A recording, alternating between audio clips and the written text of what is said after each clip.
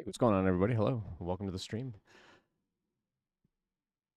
Maybe shut that volume off right there. There we go. Cool, welcome. I'm Ian Douglas. I'm the author of this website, techinterview.guide, and I put my coffee back here. Oh, there we go. It's a coffee kind of day. Hello, welcome. Hope everybody's doing well. So I'm Ian Douglas, author of this website, Tech Interview Guide, streaming on live on YouTube, on Kick, and on Twitch. So thanks for dropping by. If you are on Kick or on YouTube, if you want to be part of the giveaway today, you will need to come over to Twitch.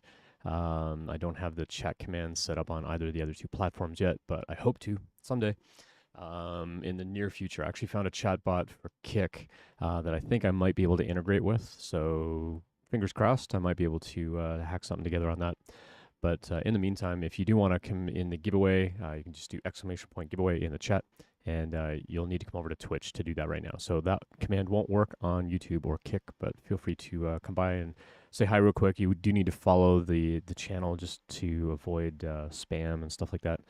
You will need to follow the channel. But yeah, thanks for dropping by. Thanks for coming in. I want to so kind of the theme that I want to go into today has to do with mentorship. Um, I spoke at a hackathon yesterday, and I had a number of people there ask about career advice and things like that.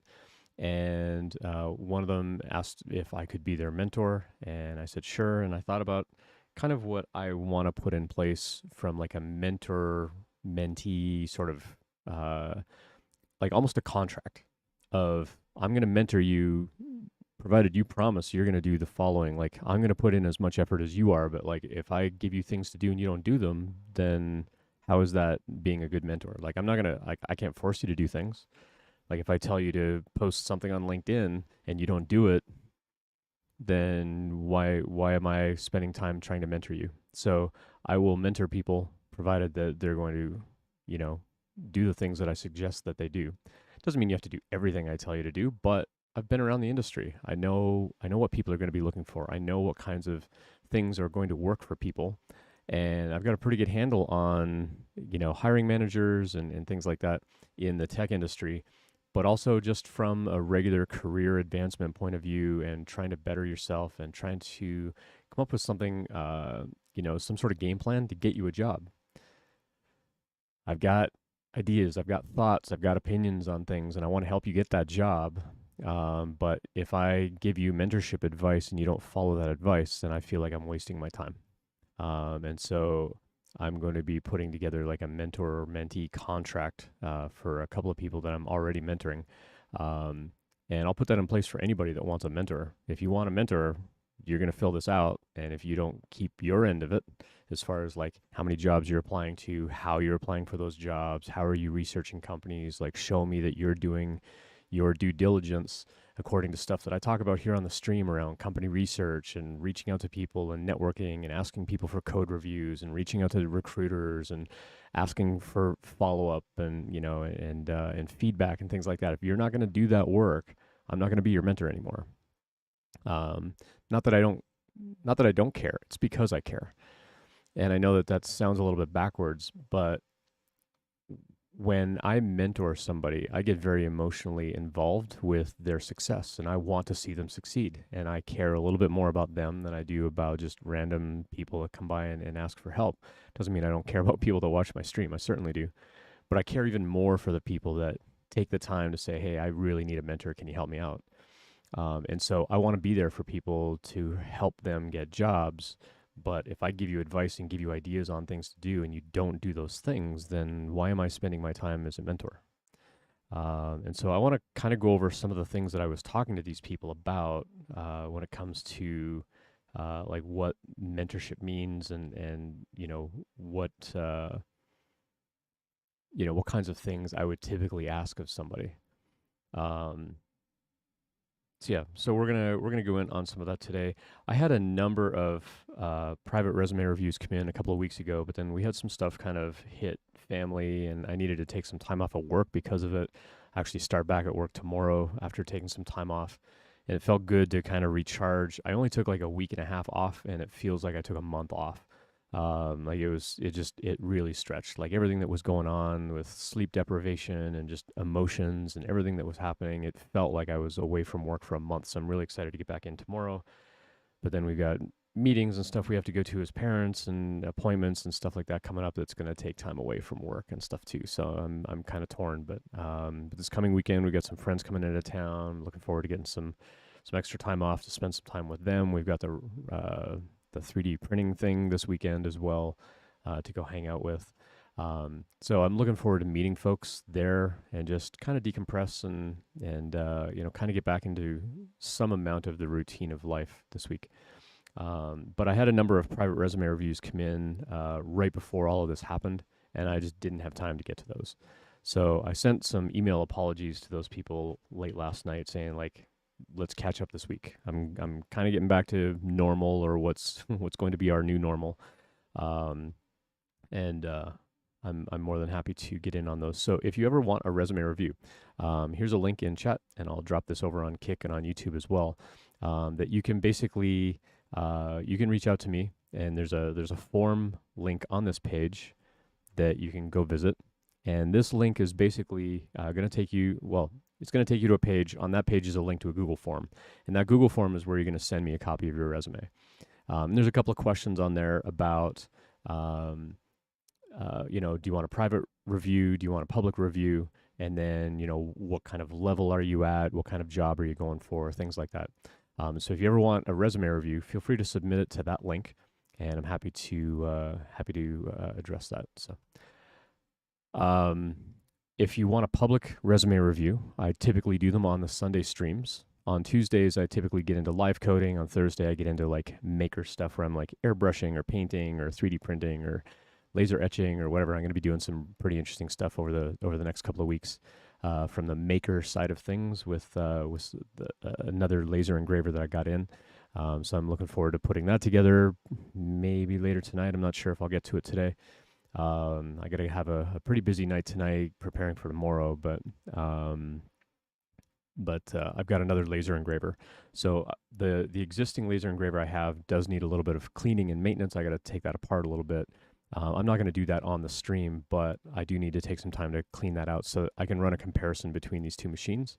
And they're also different laser strengths. So the laser engraver that I have now that does these fun, cool little signs is a little 5-watt diode laser, and it works great. It takes a little while to cut through, 2 millimeter wood or 3 millimeter wood, however thick this is.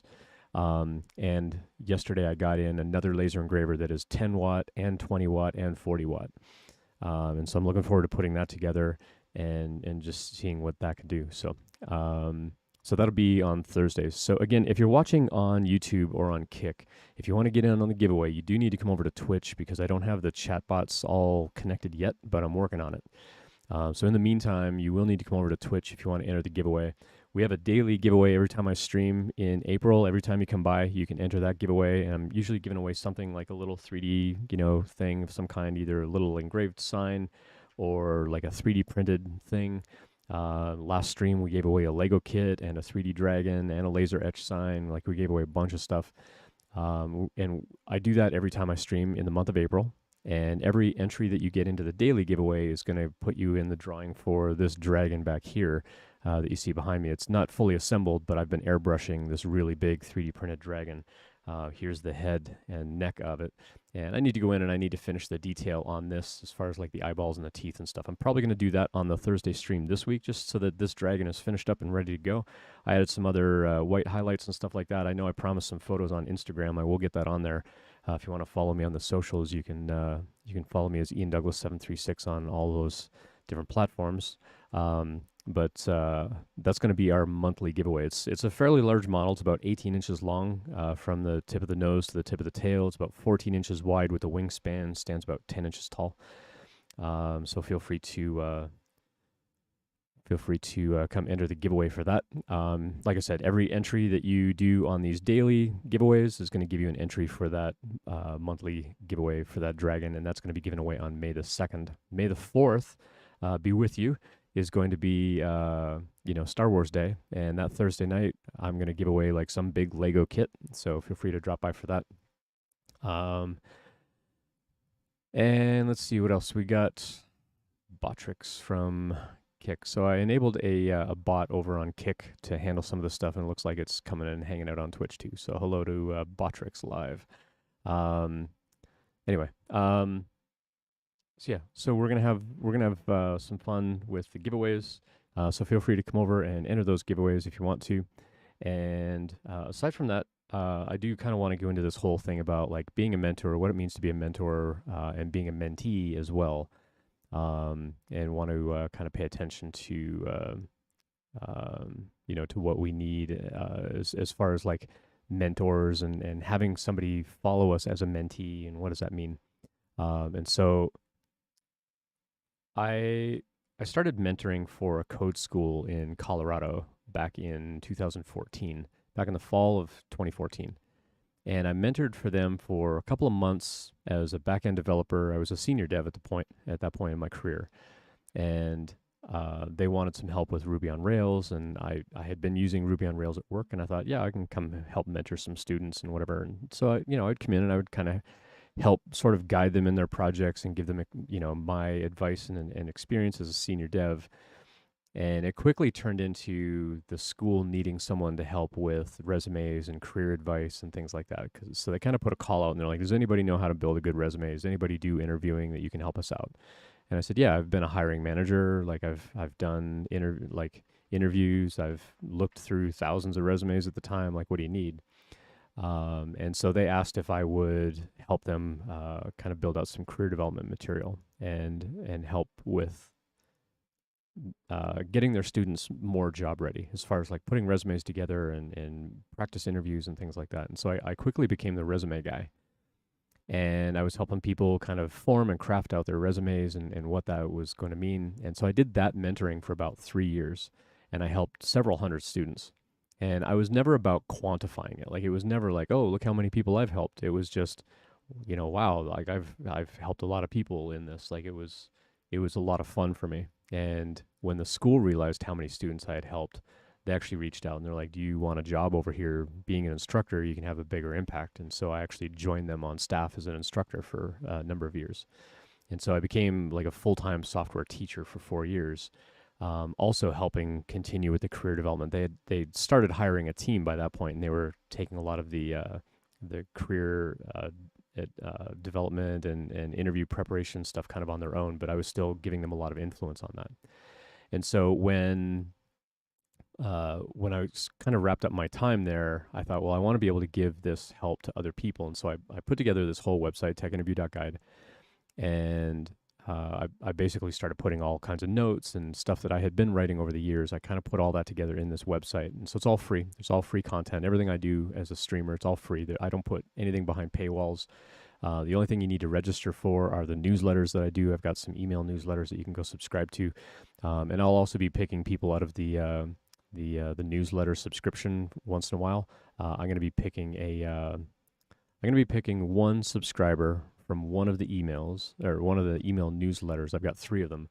I'm going to pick one subscriber out of the collective pool of all of the subscribers once per month, and I'm going to offer them some kind of giveaway. So if you are a subscriber, pay attention to the emails. If you get something from me that doesn't look like the typical newsletter, it could be me telling you, hey, you've won something.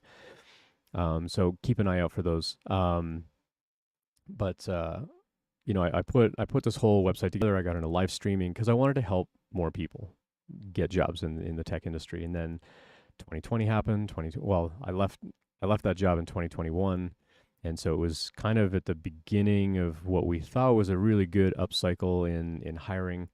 And but I started kind of seeing the writing on the wall with a lot of other things going on in the world. And I'm like, because I had just started my job, or I was wrapping up that job, and at the end of 2021 into 2022, I was looking for another job, and I started seeing a lot of companies that were just doing ridiculous hiring.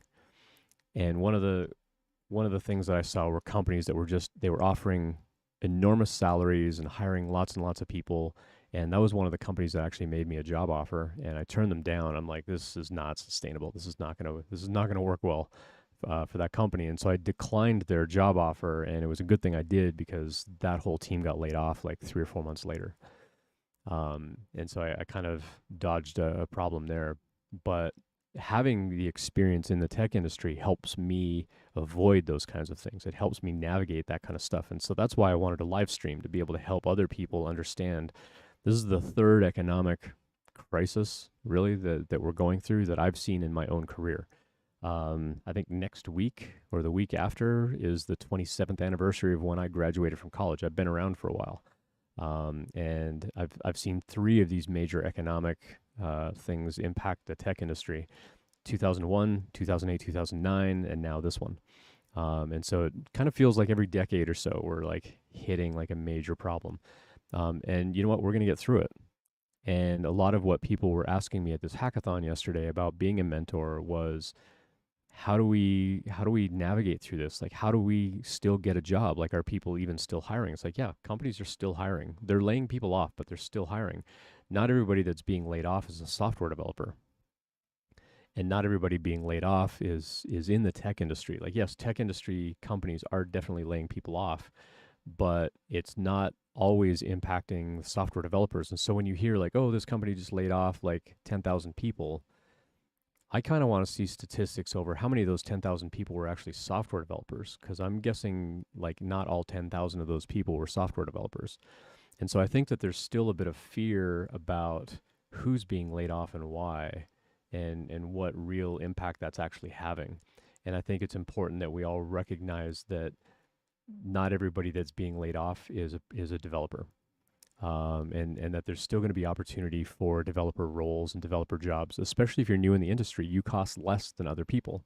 And so we actually heard at the hackathon, I was doing a lightning talk, and someone else was giving a lightning talk who works at like a consultancy kind of business where they hire developers and then have them work out on other projects.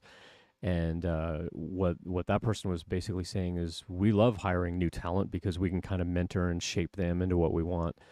Um, and so then, there were a bunch of students there that had gone to the school where I had been an instructor in the past, and they came up and they're like, "Hey, we've watched some of your videos," and one of them actually had been by the live stream before, and they were asking for advice on, like, how do we get a job nowadays?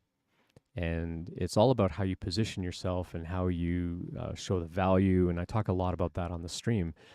But I basically gave everybody some steps that you can follow that's going to get you more noticed, because just going out there and blasting out resumes and sending a ton of resumes to a bunch of jobs, that might get you a job eventually. But what you want is for companies to be talking to you and not the other way around. They should be chasing you, not you chasing them.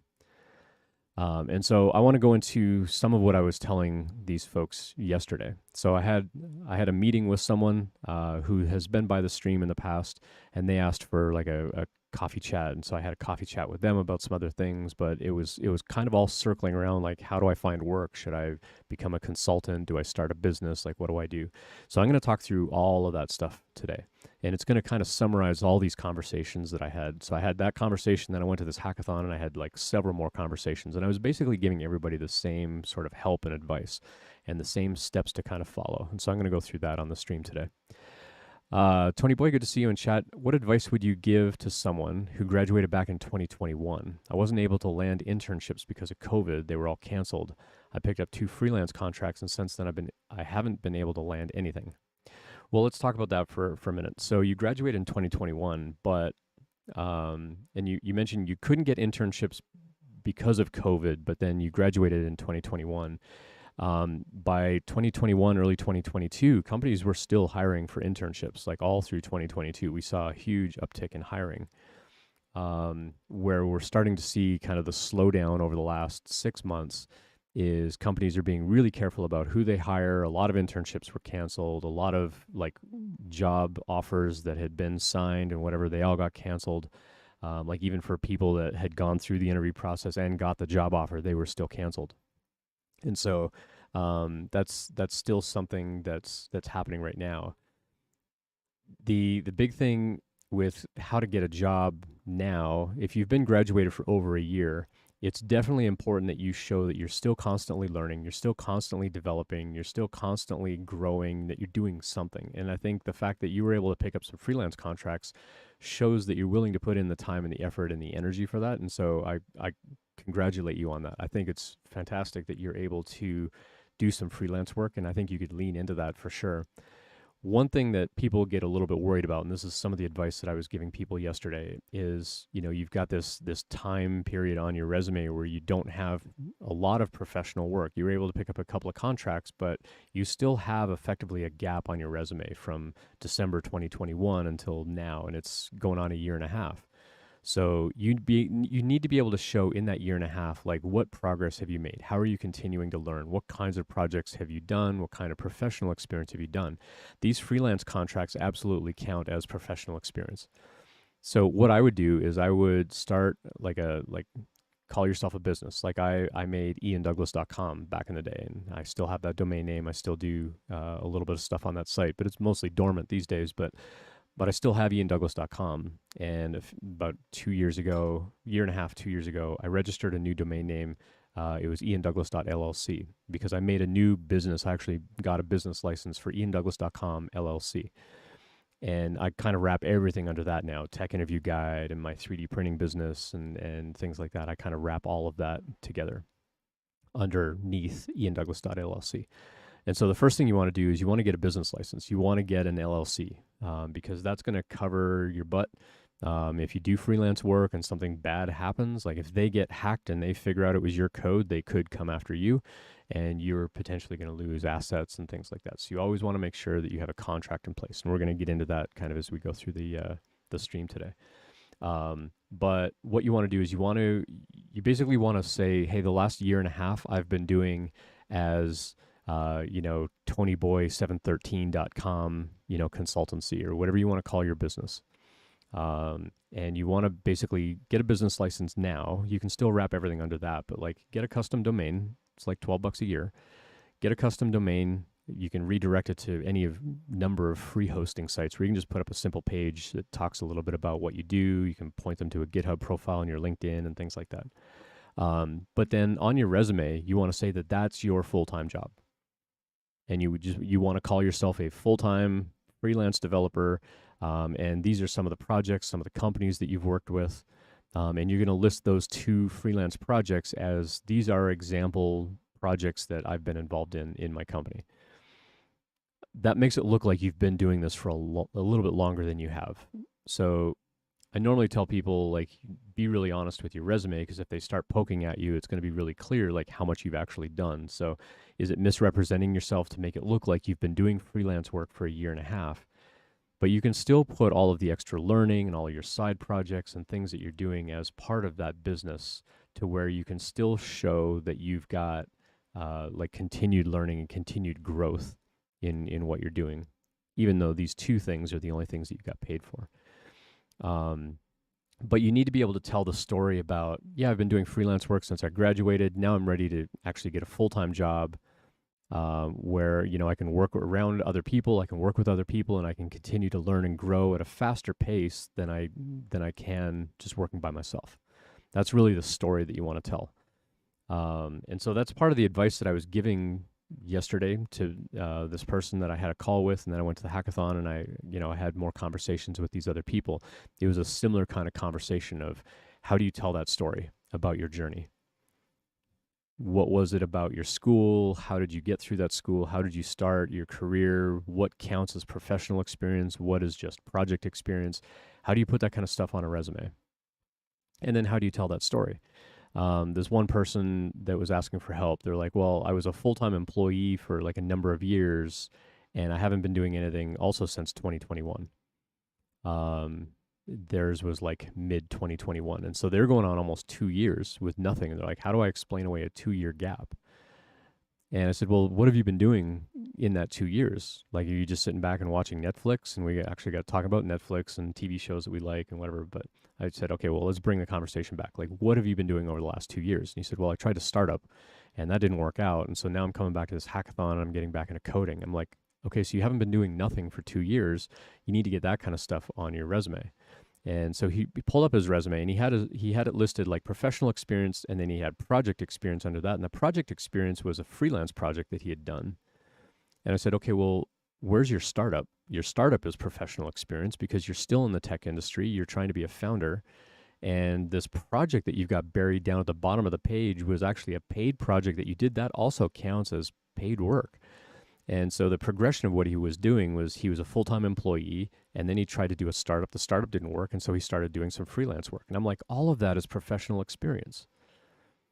And so I told him, like, put all of that on there. Like, go through the same kind of process. Like, start a little freelance business, put that as your thing, like iandouglas.com and whatever. And you've been doing that since you ended your startup. You've been doing freelance work until now. And now it's how do you tell the story of the progression of I was an employee and I really wanted to kind of build out this thing. I had this idea, but with economics and stuff the way that it is right now, we couldn't get any funding. So we stopped working on the startup, but I still wanted to keep coding. And so I started freelancing. And this is a project that I built out for this local restaurant and whatever. And now I want to get back in and be an employee again because I want to work around other people. It's like, how do you tell that story? It has to be a compelling story about the journey that you're on. And so I think the more that you can talk about what you were doing in that gap is the most important part of that. So Tony, if you're still watching, being able to explain what you've been doing since you graduated, and doing that in a way where you're explaining a lot more about, here's what I've been doing, here are the projects I've been working on, here are the technologies I've been, getting involved in, here's some meetups that I've been going to, or some hackathons that I've been a part of, like anything that shows that you're still active and you're not just sitting around playing Xbox all day. Like, what are you doing with your day? That's really what they want to know. Like, what have you been doing for the last year and a half? So start a little consultancy business. If you've got some consulting work, then you've already got a consulting business. So get that on the resume. That's your professional experience since you graduated. You've been working towards this. You got a couple of freelance jobs, and now you want to get into a position where you can work around other people. It is tough mentally. I absolutely empathize with you. It is a really hard job market right now, and it is tough. So I absolutely empathize with you, and we're here as a community, the whole Tech Interview Guide community. We're all here to support you. Anything we can do. I mean, let us know in chat. Connect with me on LinkedIn, for example. Here's my LinkedIn again. If you want to connect with me on LinkedIn, we can start chatting about things. And what I want to do is I kind of want to pivot into some of the advice that I was giving other people. And I think if you start following this advice too, I think it's going to start getting recruiters attracted to your profile a little bit more. So I want to go through like what goes into a LinkedIn profile. And from there, I want to talk a little bit about what steps you can do on a regular basis so that recruiters start reaching out to you. Because that's what you want. You want recruiters to find you. You shouldn't have to chase those jobs as hard as people think. And it's interesting because all 4 or 5 of the people that I talked to yesterday, I gave them all this exact same advice and I got the exact same response from them. And I'm going to share that response when I get to that point. But it was really interesting to me that everybody had the exact same response to the advice that I gave them. So the first thing you need to do is you need to get your LinkedIn profile really up to date. Whatever job title you want to have, that needs to be your job title at the top of the page.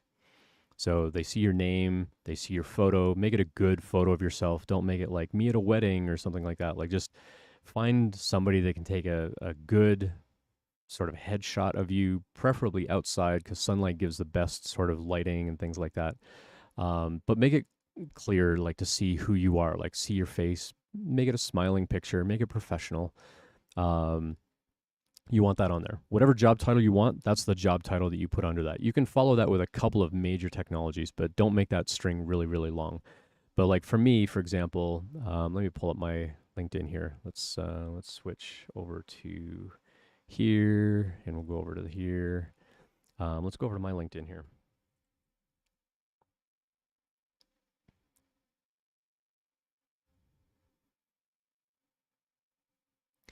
So the first thing that you want to put on here is whatever title you want to have.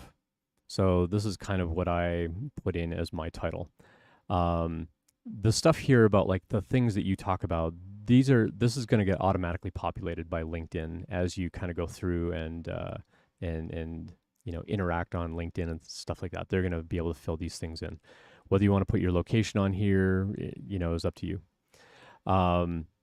But what's really going to get you noticed is things that you featured and the activity that you have. These are going to get you noticed the most, and I'm gonna talk through some of that kind of as we go. For the about, I like putting kind of a date at the beginning of this. Let me zoom in on this a little bit more. I like putting a date on here of when I last updated this. And you can go through and you can make this quite long. You can have 2,600 characters in here. Now, notice when this is collapsed, people only see a little bit of what you actually write in there. But the search engine on LinkedIn is actually going to search all of this text. And so this is also something where you can come in and you can kind of add a lot of keywords for a lot of the technologies that you use, a lot of the technologies you want to be using, things that you're interested in. You can put all that kind of stuff in the about section here. Make sure that your experience is all up to date. Again, if you're doing like freelance work or consultant work and things like that, that's absolutely professional experience. If you're getting paid for it, it is professional experience. If you're doing volunteer work, again, if you've got kind of like iandouglas.com sort of thing, like I've got my iandouglas.com thing on here, I could wrap volunteer experience underneath that. So you could do, if you want to volunteer for a nonprofit or something like that, you could do something like this, where you just kind of wrap it in as part of your business, as part of your consultancy business. You can do that. That's not misleading at all, because it's still showing like, hey, as a business owner, I'm actually doing that. And if you're in the United States, you can actually write off some of that effort on your taxes, by the way. The amount of time that you spend or whatever, you can actually talk to the nonprofit and say, hey, I need you to fill out a form that says I worked so many hours and my hourly rate would normally be this, and therefore what I donated to your cause was X dollars worth of effort. You can actually claim some of that back on your taxes.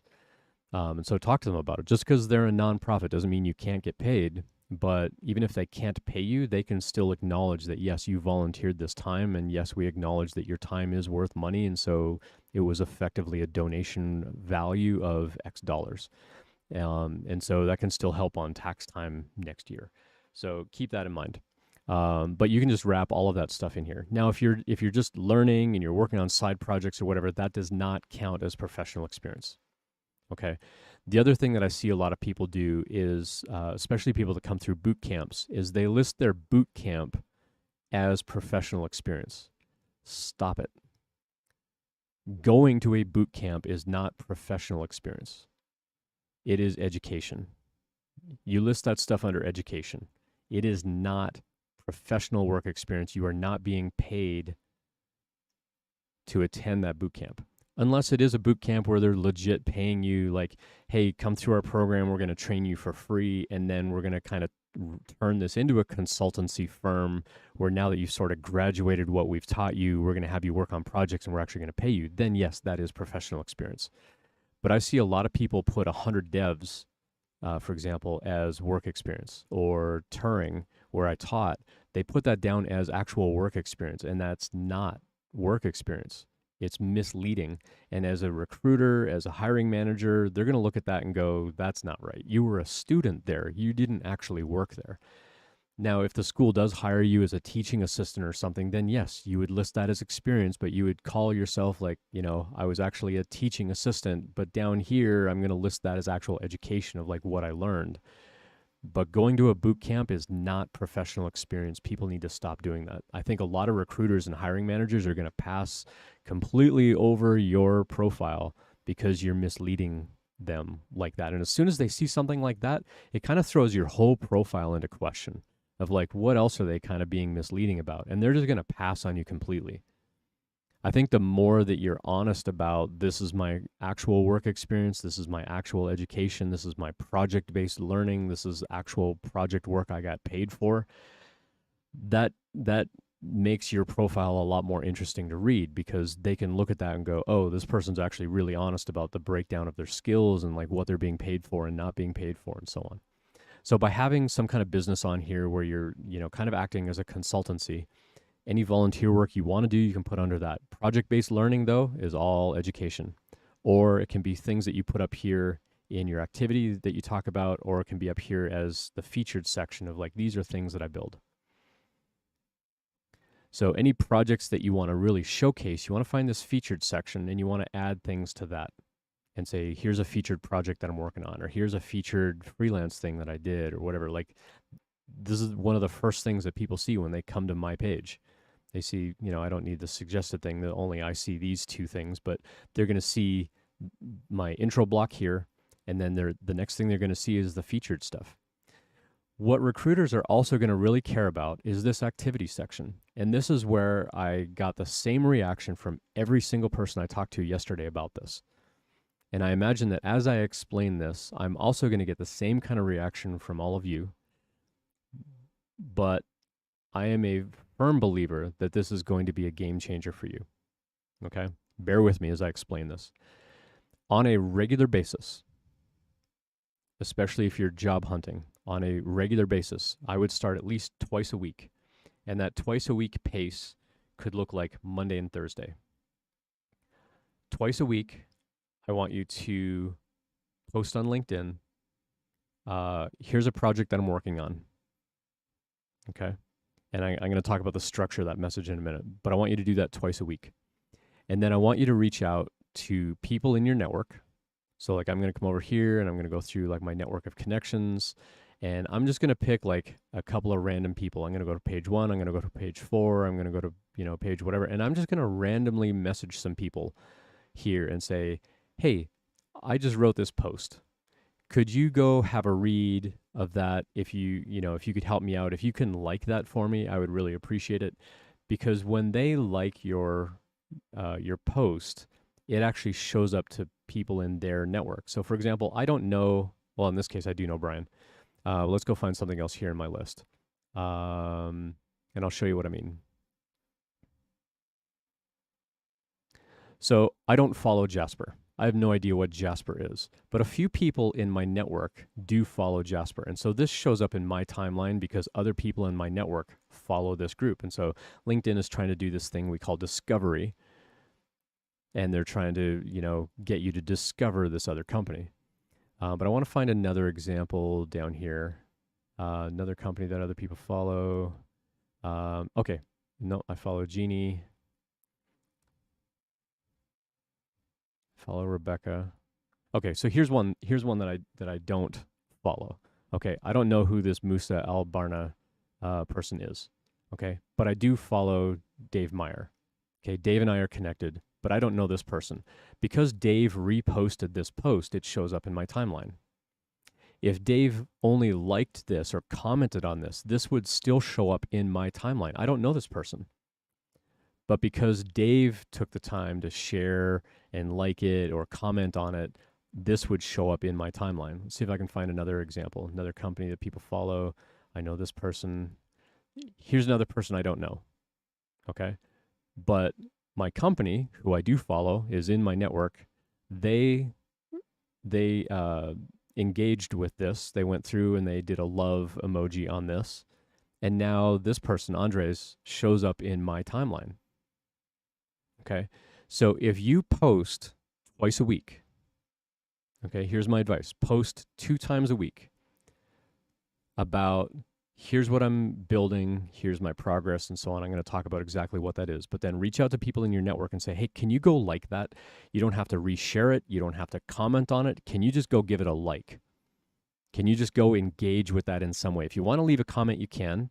If you want to repost it, you can. But if you can just go through and give it a like so that my post can gain more exposure to other people, you have to be relentless about this. You have to not be shy about doing this, okay? Hear me on this. Every single person I gave this advice to yesterday, they all resisted that advice. They all gave me the exact same reaction of, I'm too shy, I'm too introverted, I'm too scared. It's like, okay, well, you're too unemployed. This is your career. You want a job? You need to start asking for help. You need to start posting. You need to post content where the recruiters are hanging out, and they're hanging out on LinkedIn. You have to post activity on LinkedIn. That's how recruiters are going to find you. You just going out and looking for job posts and applying to those jobs, eventually you might get an interview. But if you can have a recruiter contact you and say, hey, I saw this post, why don't you apply for this job that we have? Now, when you apply for that job and you engage with that recruiter, they're way more likely to call you. And now you're in the interview process. And now you're even farther into your journey than you were, a day ago. So you have to post on LinkedIn if you want these recruiters to find you. So by having, let's say this was my post and I reach out to a number of people saying, hey, can you go in, can you like this thing? This was engaged by 556 other people. Okay. Not all of these 556 people are going to know Andres, but they all know Postman. And so by engaging with this post, now this person's post is going to show up in all of their timelines as well. So Postman started by liking their post, and now it reached 500 other people. Those 500 people engaged with Postman, which is now expanding this person's post onto all of their networks. And so think about the multiplier effect that this has. If you write something and you have 5 people in your network, you just ask 5 people and say, can you go like my post? If you want to reshare it, that'd be great. If you want to just comment on it, that'd be fantastic. But if you could just help me out and just go like my post, that would be a really tremendous help for me. Here's the thing. You don't want to ask the same 5 people every time. Otherwise, it's going to kind of get noisy on their timeline and people are going to just start kind of glancing over it. So you have to ask different people every time. This is also why you need to spend time kind of building up your network on LinkedIn. Okay? You have to start reaching out to people. You have to get to know them. You need to have conversations with them. I'm not going to open my message panel here, but I've got dozens of conversations going all the time because I'm constantly nurturing my own network. Because when one of you comes to me and says, hey, Ian, I'd like an introduction. Let's do an intros command over here. Here's a link that you can go follow. If you want me to make an introduction to somebody on LinkedIn for you, I will absolutely do that. Okay. You have to connect with me on LinkedIn. Don't just follow me on LinkedIn. You have to connect with me on LinkedIn. And then that will allow you to use my network to go find people at companies that you're interested in going to work at. So instead of reaching out to me and saying, hey, Ian, do you know anybody at Microsoft? Like, yeah, I probably do, but I'm not going to spend the time and go get that whole list and then give you that list and wait for you to go through that list and come back and say, can you introduce me to this person? You got to do some amount of work here. And this is the whole mentor-mentee thing that I was kind of talking about at the beginning of the stream. Like, you have to put in some of this effort. I'm going to match your level of effort on this. Okay. If you're just like, hey, do you know anybody at this company? I'd be like, I don't know. Do I? Like, here's a link that you can follow. So if you go over to tig.fyi/intros, it's going to take you to a little thing that I wrote about how you go through my profile and go through my network in order to search for companies that you're interested in. And then anybody that shows up as a second degree connection means I know somebody at that company. And so then you can reach out to me and you can say, hey, Ian, do you know, or can you introduce me to this person? You're going to send me a link to their profile. And now I can click on their profile and I can send them a message. And my amount of work is a little bit smaller because you've put in some of that effort. But if you just contact me and say, hey, do you know anybody that works at GitHub? Like, yeah, I know a bunch of people that work at GitHub, but I'm not going to go look up that list. If you want to know if I know somebody at GitHub, follow that link. Go to that intros link that I just posted in chat, and you will find the people that I know at GitHub or Microsoft or Google or whatever. And I will absolutely make introductions, but you have to do some of the work. You have to give me the profile of who you want me to introduce you to and tell me something that you want me to tell them. Like, don't just say, can you introduce me to Ian? Say, hey, can you send an intro to Ian? I'm really interested in the company for this reason, that reason. Can you talk about this project that I worked on or something like that? Like, give me something to put in that introduction. Otherwise, I'm going to be sending a very generic intro saying, This person that I'm connected with on LinkedIn would like an introduction to you because they're interested in working at your company and they want to talk to you about your career. It's not the greatest of introductions. So if you can give me something, again, that's kind of showing the value that you could bring to their company, it's going to stand out a lot more. Okay. So what you want to do on that, what I would prefer to do on that intro is to say, hey, this person I'm connected with named Ian would really like to talk to you. He's also extremely passionate about, environmental technology and green tech, and he's really super interested in this company that you're working at. And he'd like to eventually apply for a job there, and he's looking for people that he can chat with about what they can be doing to look like the best candidate for a job in the near future. Have you got a minute to set up a quick coffee chat for like 10 minutes? That's a way better introduction message that I would prefer to send to somebody, but I need to know why you want me to talk to them, not just, oh, they work at a FANG company. You need to give me a lot more than that. You need to tell me why you want me to introduce you to that specific person. Is it some sort of connection, like you went to the same college as them, or something beyond just, oh, I want to work at a FANG company? Okay, you have to do some of that work. See Films, good to see you in chat. By the way, enter the giveaway. Okay, you can do !giveaway in chat. Get in the daily giveaway. I do have a couple of things I'm going to give away today. If you are on Kick, you will need to come over to Twitch to get on that. Same if you're over on YouTube. So I've got people watching on Kick. I got people watching on YouTube. If you want to get on the giveaway, you can do !giveaway in chat, but only on Twitch. The chat command will not work on Kick, and it will not work on YouTube yet. I'm working on ways of hooking all that stuff in, but it's not ready yet. So if you want to get on the giveaway, you got to come over to Twitch, !giveaway. We're giving away some neat stuff, and I'll ship it to you for free if you're in the States.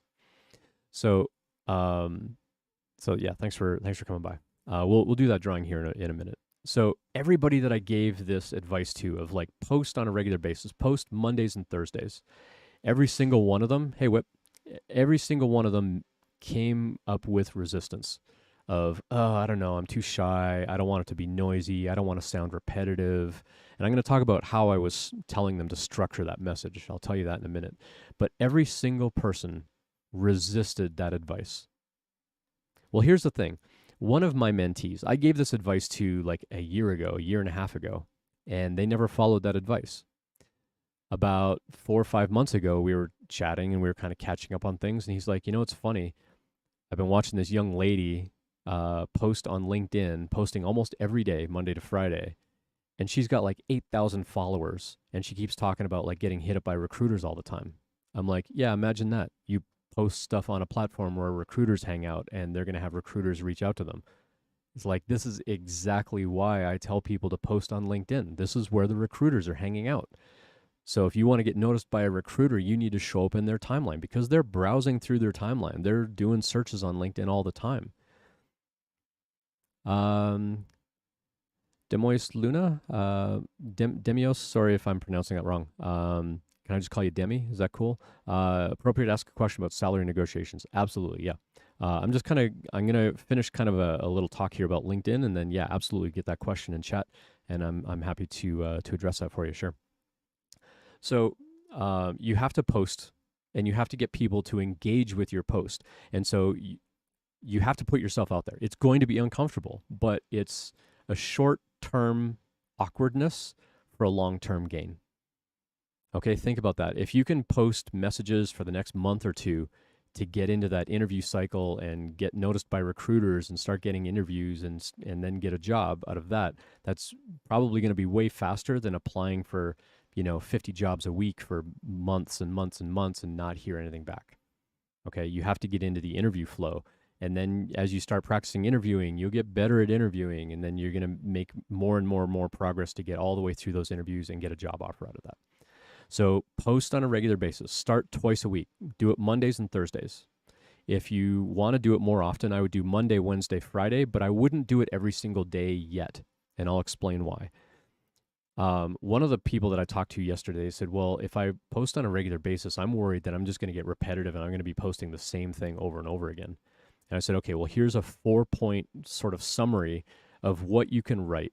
Okay, so 4 points. The first one is, I'm working on a project that does such and such. The second point is, here's the progress that I've been making. The third point is, I got stuck building this, and here's a resource that I found that really helped me out. And then the fourth point is, by the way, I'm looking for full-time work.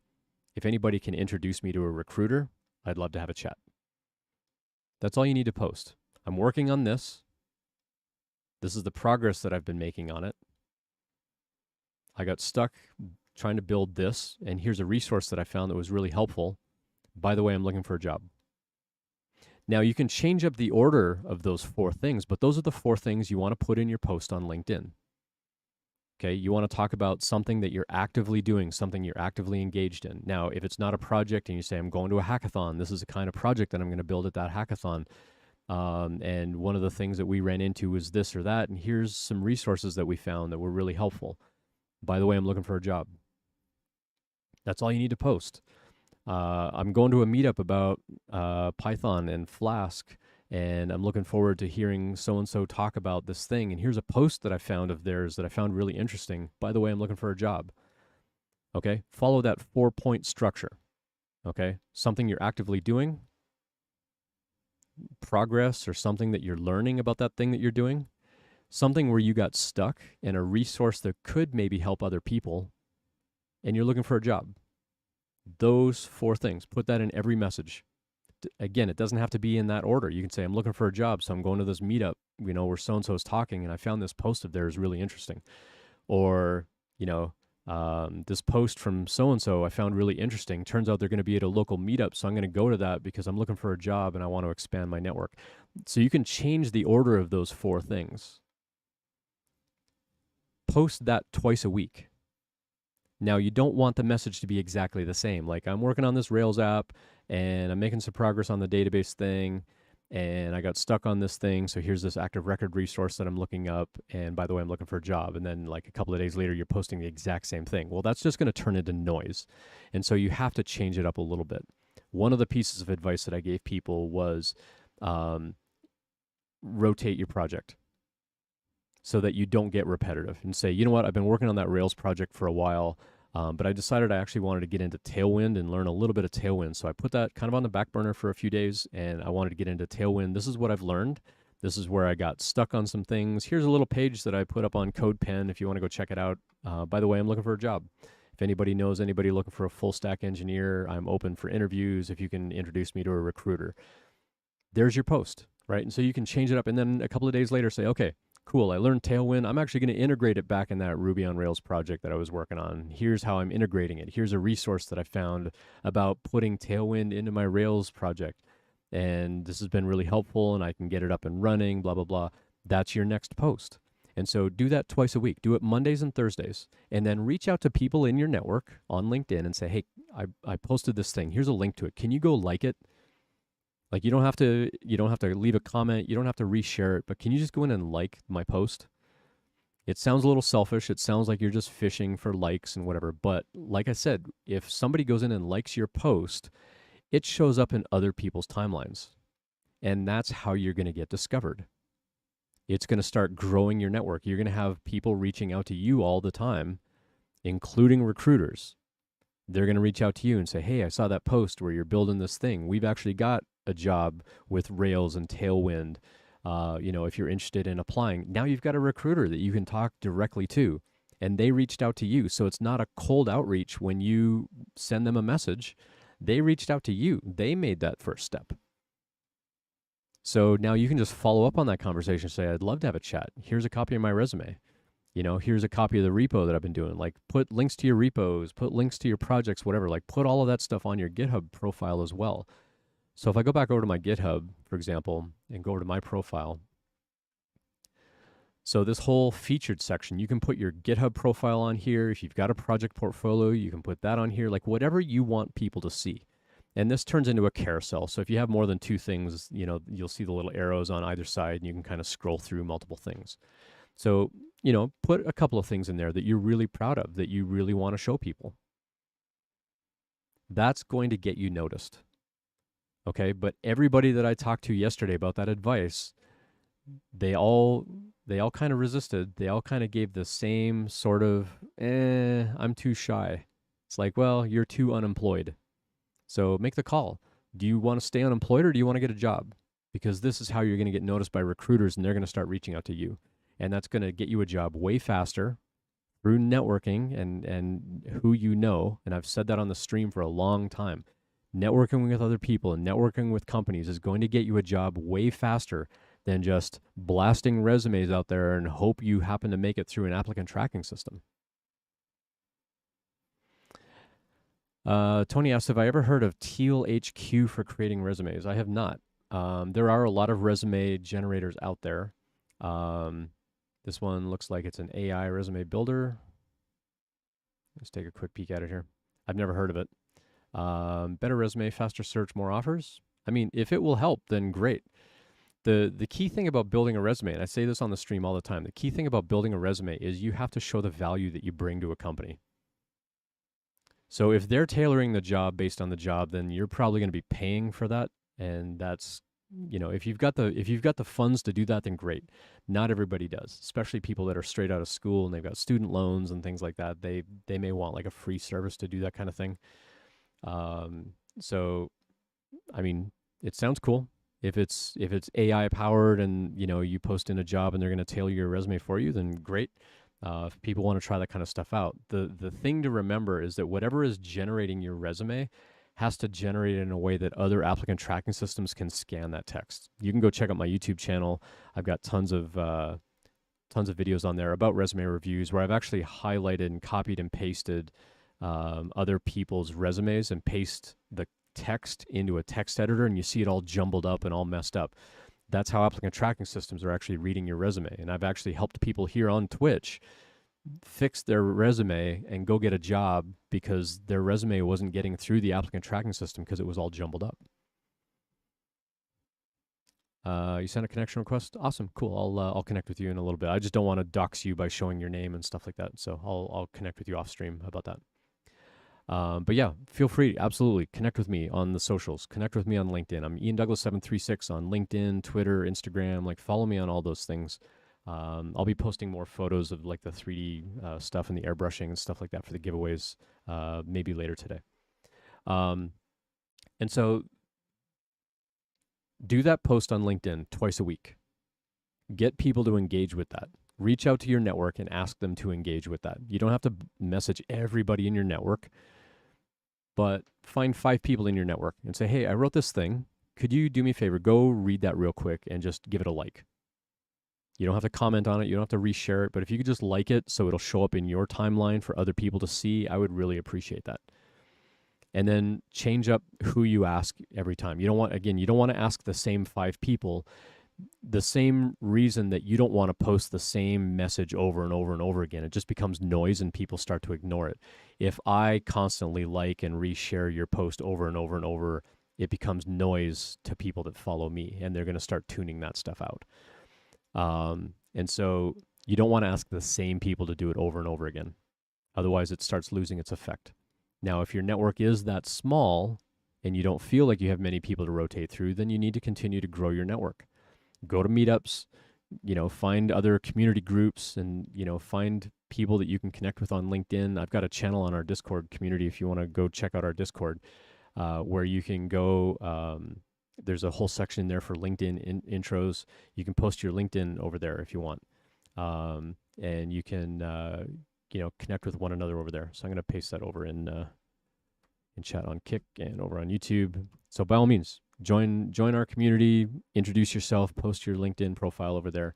That's going to help other people build up that network, and then reach out to one another and say, hey, how can I help you? Can I like your post? Can I reshare your post? Do you want to work on a project together? I've got a whole channel on there about let's work on projects together. Like, who's got a project idea? Let's coordinate some stuff. So feel free to have that space to sort of talk about group projects if you want to get into a group project. I've also got this thing called the Fundamentals Project. If you're looking for something to build where it showcases what it means to be a front-end dev or a full-stack dev or a back-end dev, I've got this whole fundamentals thing. Let me go get that link. It's tig.fyi/project. You can go check out this link as well. And this is basically going to take you over to a GitHub repo where I kind of lay out, as a developer, here's some things that you can sort of build into a project that will really showcase your skill as a front-end dev or as a back-end dev and so on. I'm always happy to take feedback on things on that list. So feel free to make pull requests to it and so on. But as a hiring manager and so on, like that would be the kind of stuff where I would want to see like, okay, you actually have the fundamental skills for being a web developer or being a front-end dev or a mobile dev or DevOps or like whatever kind of career you're looking for in the tech industry. Most of my career has been, well, my entire career has been in the tech industry, but like most of my time in tech has been as a developer or as a hiring manager. And so that's why I'm bringing a lot of this kind of experience. But if you want a job at a tech industry, I can help you get a job in the tech industry by helping you talk about the value that you bring. Even if you're in like a sales or marketing or customer support or QA kind of role, like it doesn't have to be a programmer role for me to come help you out.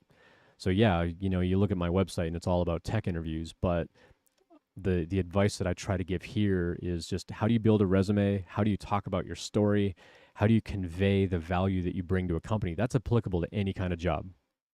No matter who you are, no matter what kind of job you are. You want to go be a forklift driver, I can help you put a resume together that shows you're going to be the best forklift driver for that job by talking about your background and stuff like that. So Tony, the other thing, like you're looking for something that you want to build that you're passionate about. So, you know, yeah, I agree. Twitter and Instagram clones, they do get kind of boring, but that fundamentals project isn't meant to have a theme. It's just, I know how to build auth. I know how to talk to a database, or I know how to do front end components, or I know how to do mobile development of some kind. And it's just showing like these core components that I know how to talk to a database. I know how to extract data. I know how to manipulate some data. I know how to draw some HTML. Like it's just the fundamentals, but there's no theme around it.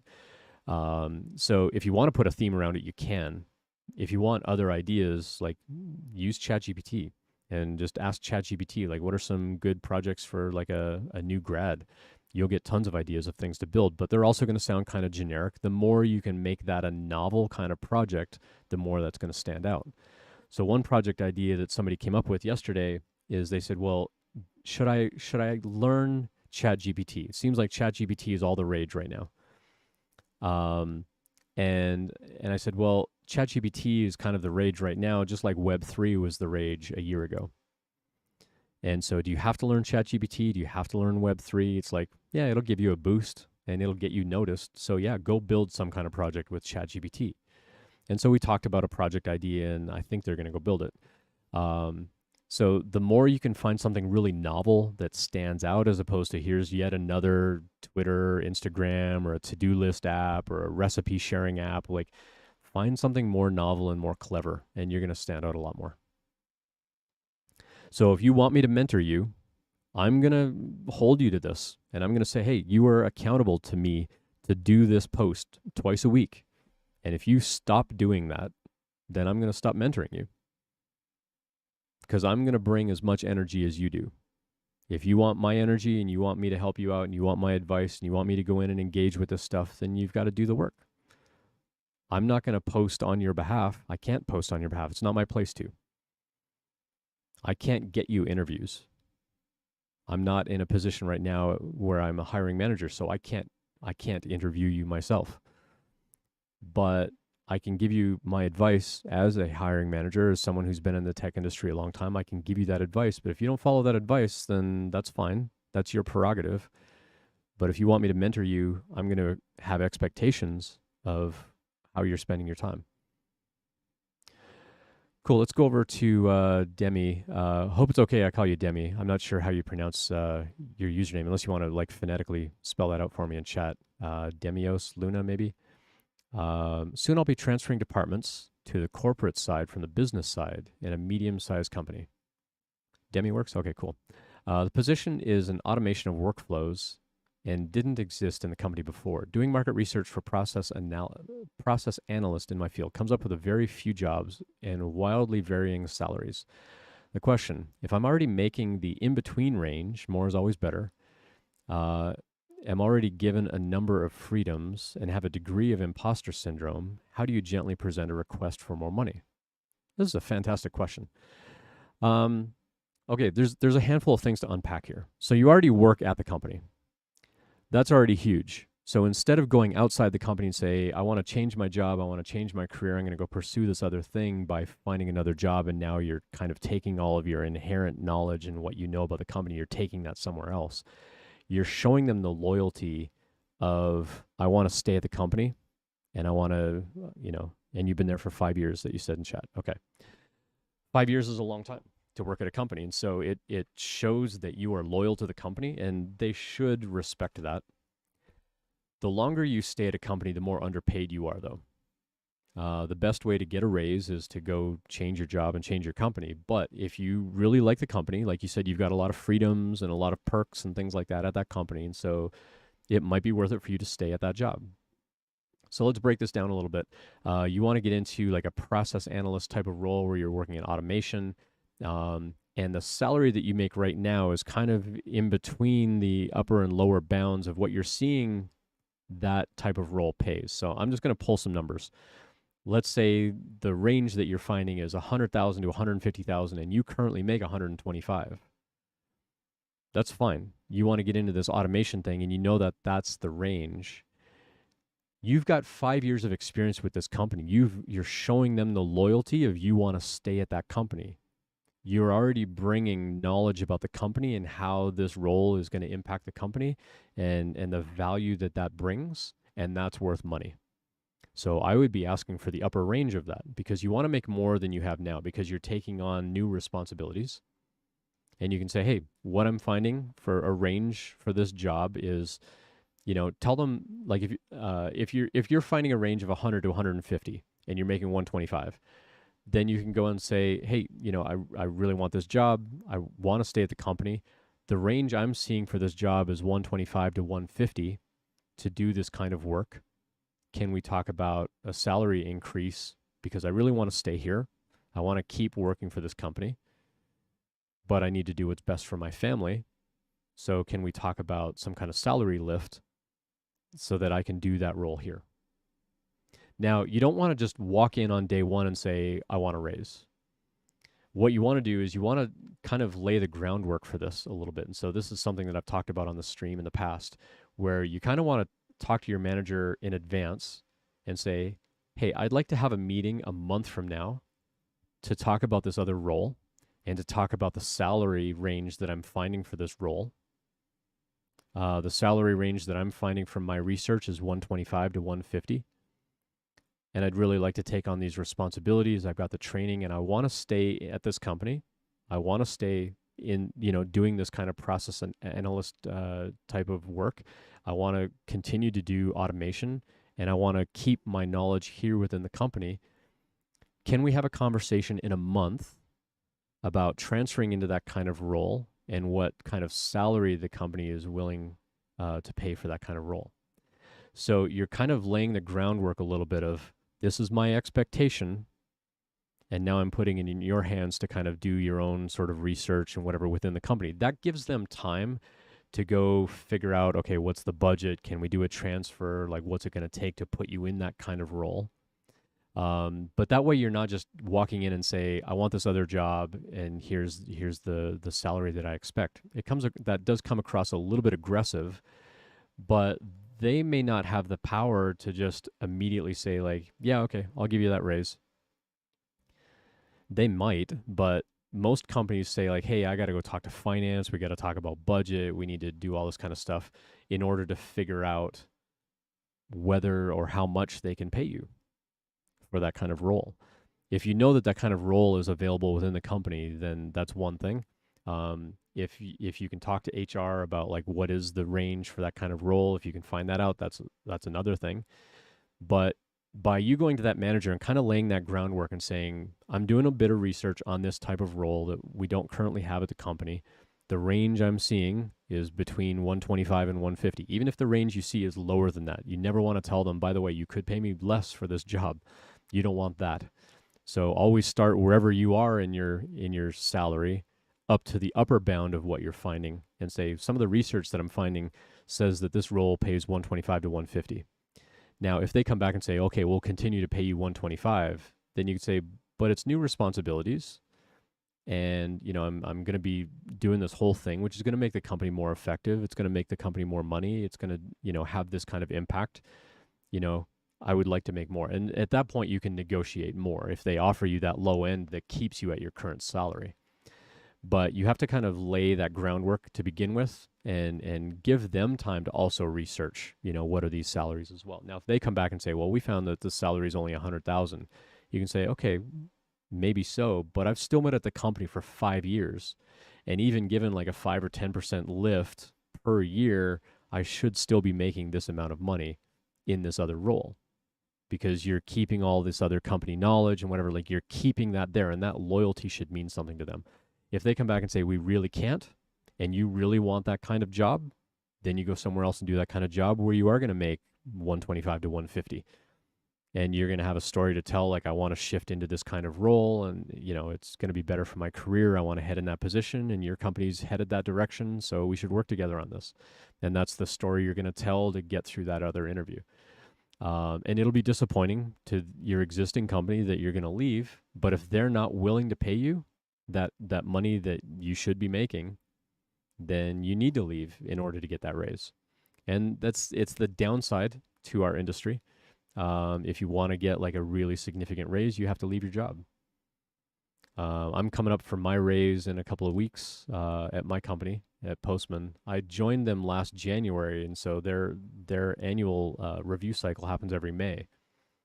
And I was too new at the company in May last year to qualify for a raise. And so I'm kind of waiting to see like what's going to happen with my raise this year, because they effectively got almost a year and a half of work out of me with no raise. So I'm trying to figure out like, I've kind of started that groundwork myself and saying, okay, well, based on what I'm doing and the impact that I'm having, like I'd really like to have that conversation about getting a raise. Not a promotion, but a raise. So I'm hoping that they're going to come back and, and take care of me, because I want to stay at Postman for a long time. But if they come back and they're like, yeah, we can only give you like a 2% raise, it's like, that's not even inflation. Then, maybe I'll look somewhere else too. I don't know. Demi is saying, is it at all a good idea if in the conversation they set a medium number? Is it okay to ask what they would expect for responsibilities to get the upper range, or is that setting myself up for being more underpaid? No, that's also a solid question to ask. You're coming up with really good questions here, so I appreciate this. I think that that's a good thing to talk to them about and say, if they come back and say, we'll offer you 125, but in this other role, you do need to kind of weigh what you were saying earlier. Like, you've got other freedoms and you've got other perks within the company because you've been there for a long time. You do need to kind of weigh, like, what kind of value that has. At the same time, having some freedom of like maybe taking an afternoon off now and then, or you get some extra perk or whatever within the company, like, does that pay the bills? Because at the end of the day, you need to have money in the bank to pay bills and stuff like that and to live. So I think you're asking really good questions. Like, it shows that you've put some thought into this. I think it's absolutely appropriate to say, okay, you've offered 125. What would the milestones look like to get that upper range? Like, what sort of additional responsibilities could I take on in order to make more money? And you can be transparent with them and say, I've been at this salary for a while, but if I'm keeping all this knowledge here at the company, like I'm staying here, I've been here for 5 years, I'm bringing all of that knowledge into this role. If I can take on this one extra responsibility as part of that role, would that be worth an extra 10,000 a year, 15,000 a year? Like, you'll have to talk to them about that. But yeah, you've absolutely got the right idea. You need to advocate for yourself because nobody else is going to. You are your own advocate when it comes to negotiation. You have to be able to talk about the value that you bring, the impact that you can have, and why you're worth that money, as opposed to just saying, well, if I leave, I know I can make more money somewhere else. They'll be like, all right, see ya. So you need to be able to talk about, like, especially the loyalty aspect. I think you really need to lean into that. I've been here for 5 years. I want to be here for another 5 years. I want to be doing this other kind of role. And so I'm bringing all this other knowledge where if you hired somebody outside to come in and fill that role, then they're coming in and they don't know anything about the company. They've got to go learn all of this stuff about the company. I already know all this stuff. And it's going to be a much bigger impact for you for that kind of stuff. Hey, Fool, good to see you in chat. For me, in this year's salary negotiation, I'm going to try to argue for more vacation days since I'm pretty sure they won't offer any raise at all. I mean, that can be beneficial as well. I mean, having that time off is a same is a it is a value. Um, I think it's still important though that companies find some way of increasing the salary of their employees. Um, Companies that lay other people off, they often do that as a cost savings measure, but that doesn't mean that they're broke. It just means, if I don't have to pay Ian his salary, let's say I make $150,000 a year, and then, Fool is still working at that company, and you're making like 100,000 a year, and they save on my $150,000 a year, they've got some amount of money that if you're going to stay there, they should be offering you something to continue to stay there. Because often what happens is when a company has layoffs, other people leave and they're like, well, my friends just got laid off, so I'm going to go work with them at this other company. And so companies see that as a ramification of having layoffs. Like one company that I went to work at here in Colorado, they laid off like 30% of the company, including a bunch of engineers. And a bunch more of the engineering team all started looking for jobs. And as soon as they found other jobs, they all left. So by the time I came in as a hiring manager, I had 3 people. I had 3 engineers left on the team in the whole company. And I had to build that whole team back up again because everybody else started leaving. And the people that stayed, I fought to get them raises in order to keep them from leaving too. So, just because a company's, if you think a company's not going to offer a raise because they want to avoid layoffs and so on, that's one thing. But if they've done layoffs, you can generally say like, hey, I want to stay here. I appreciate that I didn't get laid off, but if I'm going to be taking on additional work because now we're understaffed, I'd like to have a conversation a month from now about compensation so that I can stay here. It doesn't come across too aggressive, but it lets them know that you want to be valued for the work that you do. Cool. I'm going to take a break here and hydrate for a minute.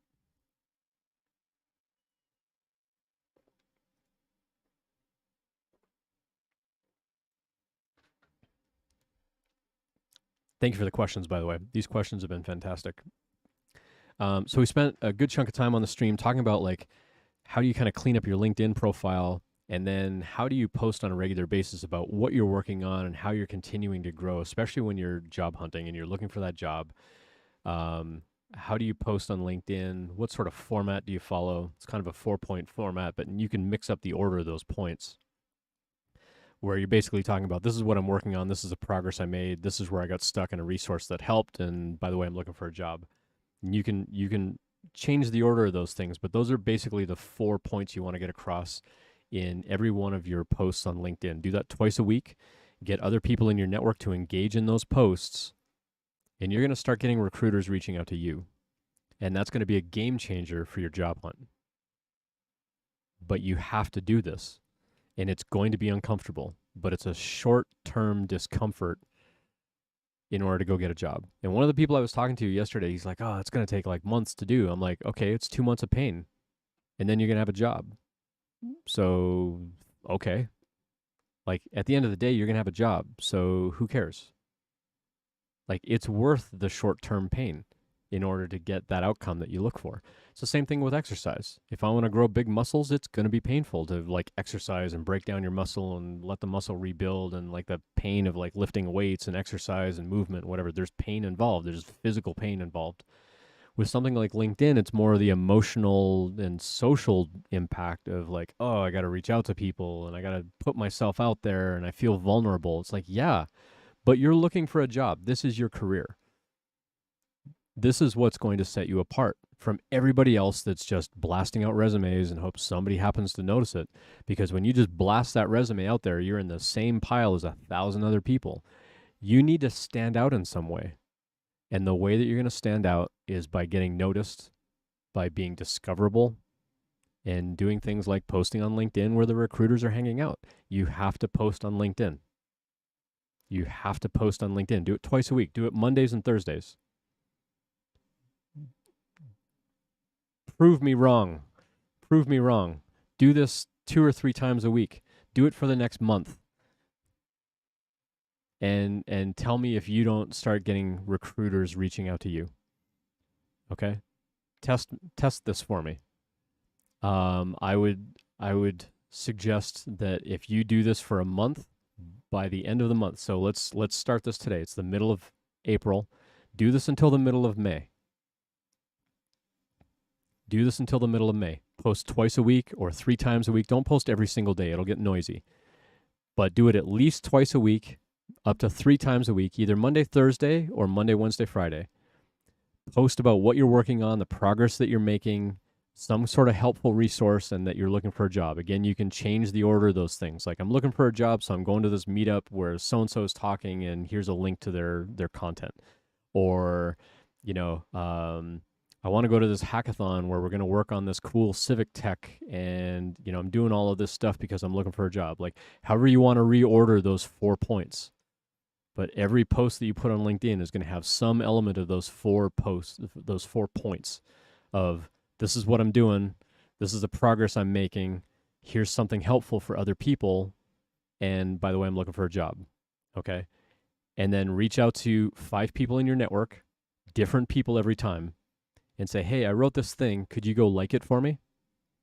I would appreciate it. And if you're posting anything and you want me to go in and like that for exposure and whatever, I'm happy to do that too. Okay, make it reciprocal so you're helping each other out. Do that for a month. And if you don't get a recruiter reaching out to you, I will be extremely surprised if you don't get a recruiter reaching out to you by the end of that month. Because I think if you're doing that on a regular basis and people are going in and engaging with your posts, okay, test me on this. Test me on this. All right, do that for a month. Do it 2 or 3 times a week. Connect with me on LinkedIn and send me those links, okay? And I'm going to go through and I'm going to watch. If you get at least 5 people to engage with that post, either a comment, a like, or a reshare, you get at least 5 people to engage in your post for all of those posts, and you don't get a single recruiter reaching out to you, I'm going to do something ridiculous on the stream, like shave my beard or dye my hair pink or something, okay? Test me on it. I will do something ridiculous on the stream if you don't have a recruiter reach out to you. It's got to be a genuine post.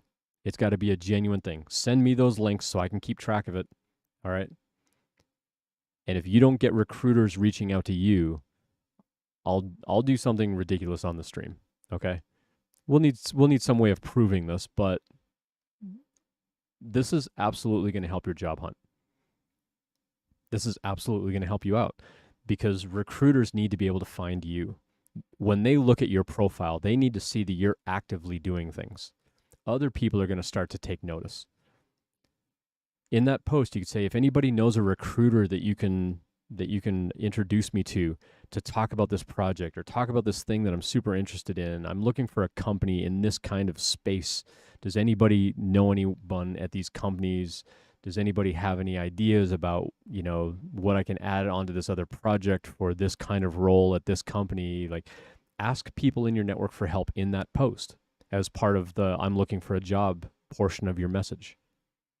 And just say, you know, I'm building out this Rails application, or I'm building out this React application. I really want to build out something that has to do with, I don't know, I'm just looking around my desk for ideas here. I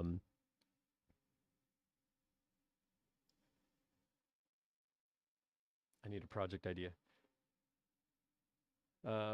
Looking for, like, I want to, you know, I'm really interested in civic tech. I'm just going to use civic tech because the hackathon that I was at the other day was civic tech.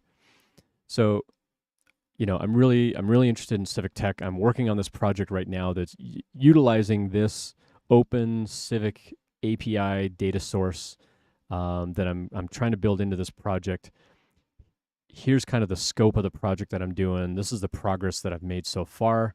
This is where I expect to be that by the end of the week. This is where I got a little bit stuck, but here's a resource that I found that really helped me through it. Now, you're not going to write this as a how-to guide. Okay, hear me on that. You're not writing this as a here's how to do this thing in React. You're not writing it that way. You're saying, this is what I'm working on. This is the progress that I'm making. This is where I got stuck, and this is what I found helpful. And I'm looking for a job. So if anybody's got a recruiter that works with this kind of civic tech, or if anybody knows any companies that are working with this kind of technology, I would really love some introductions. Can you help me out? Put it out there.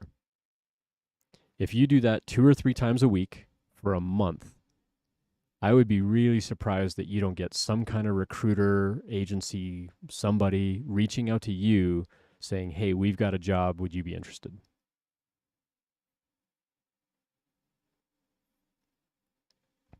All right. So that's my advice. And that's where we're going to kind of wrap up for the day. Um, we do still have the giveaway going. So exclamation point giveaway. If you're hanging out in chat, exclamation point giveaway. If you're on Kick, so I've still got people watching over on Kick, and it's awesome. Give me a follow over on Kick. It's free, doesn't cost you anything. I'm not asking for subs, but go ahead and give me a follow over on Kick. If you're on YouTube, please like the video. I see some people watching for a long time over on YouTube, and that's awesome. Thank you for watching over there. Feel free to drop comments and questions and stuff like that in chat over there as well. But if you want to get in on the giveaway, you have to come over to Twitch. Unfortunately, I don't have all the chat mechanisms hooked up yet. I'm working on it, but I'm not there yet.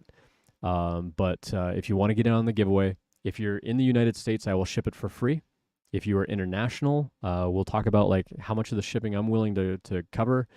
Or if you just don't want the thing, then we can choose another name or something like that. But if you want to get on the giveaway, you got to come over to Twitch. You got to follow the channel on Twitch. But do this exclamation point giveaway in chat and get in that giveaway. I'm going to give everybody like 2 or 3 minutes to get over here and enter the giveaway. So it's 26 minutes after the hour right now. I'm gonna do the drawing right at the half-hour mark. So you got 3.5 minutes right now to get over to Twitch, enter the giveaway. I'm gonna draw a name in just over 3 minutes. So get in on the giveaway, and I'll ship whatever's going out. So here's what we're gonna give away today. We got a cool rainbow 3D printed dragon.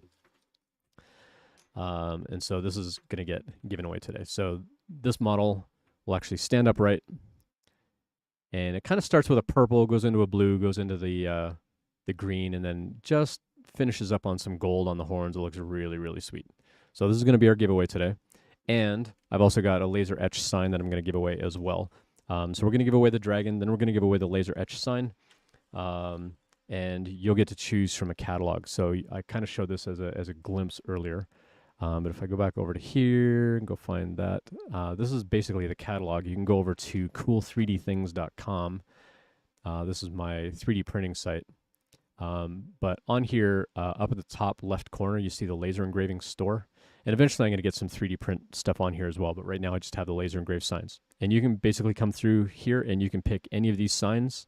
And I will laser engrave this onto a little piece of wood, which if you're in metric, it's 10 centimeters by 15 centimeters. And if you're imperial, it's 4 inches by 6 inches. I will laser engrave any of these signs, vertical or horizontal, onto one of these things, and I'll ship it to you.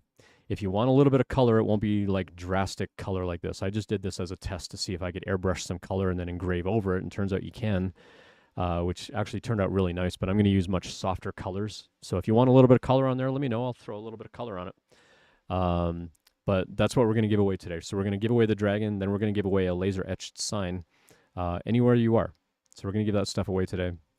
So you got about a minute and a half to get in on that giveaway, exclamation point giveaway. Hey, Trevor, good to see you. I think I followed you back on Twitter or on Instagram.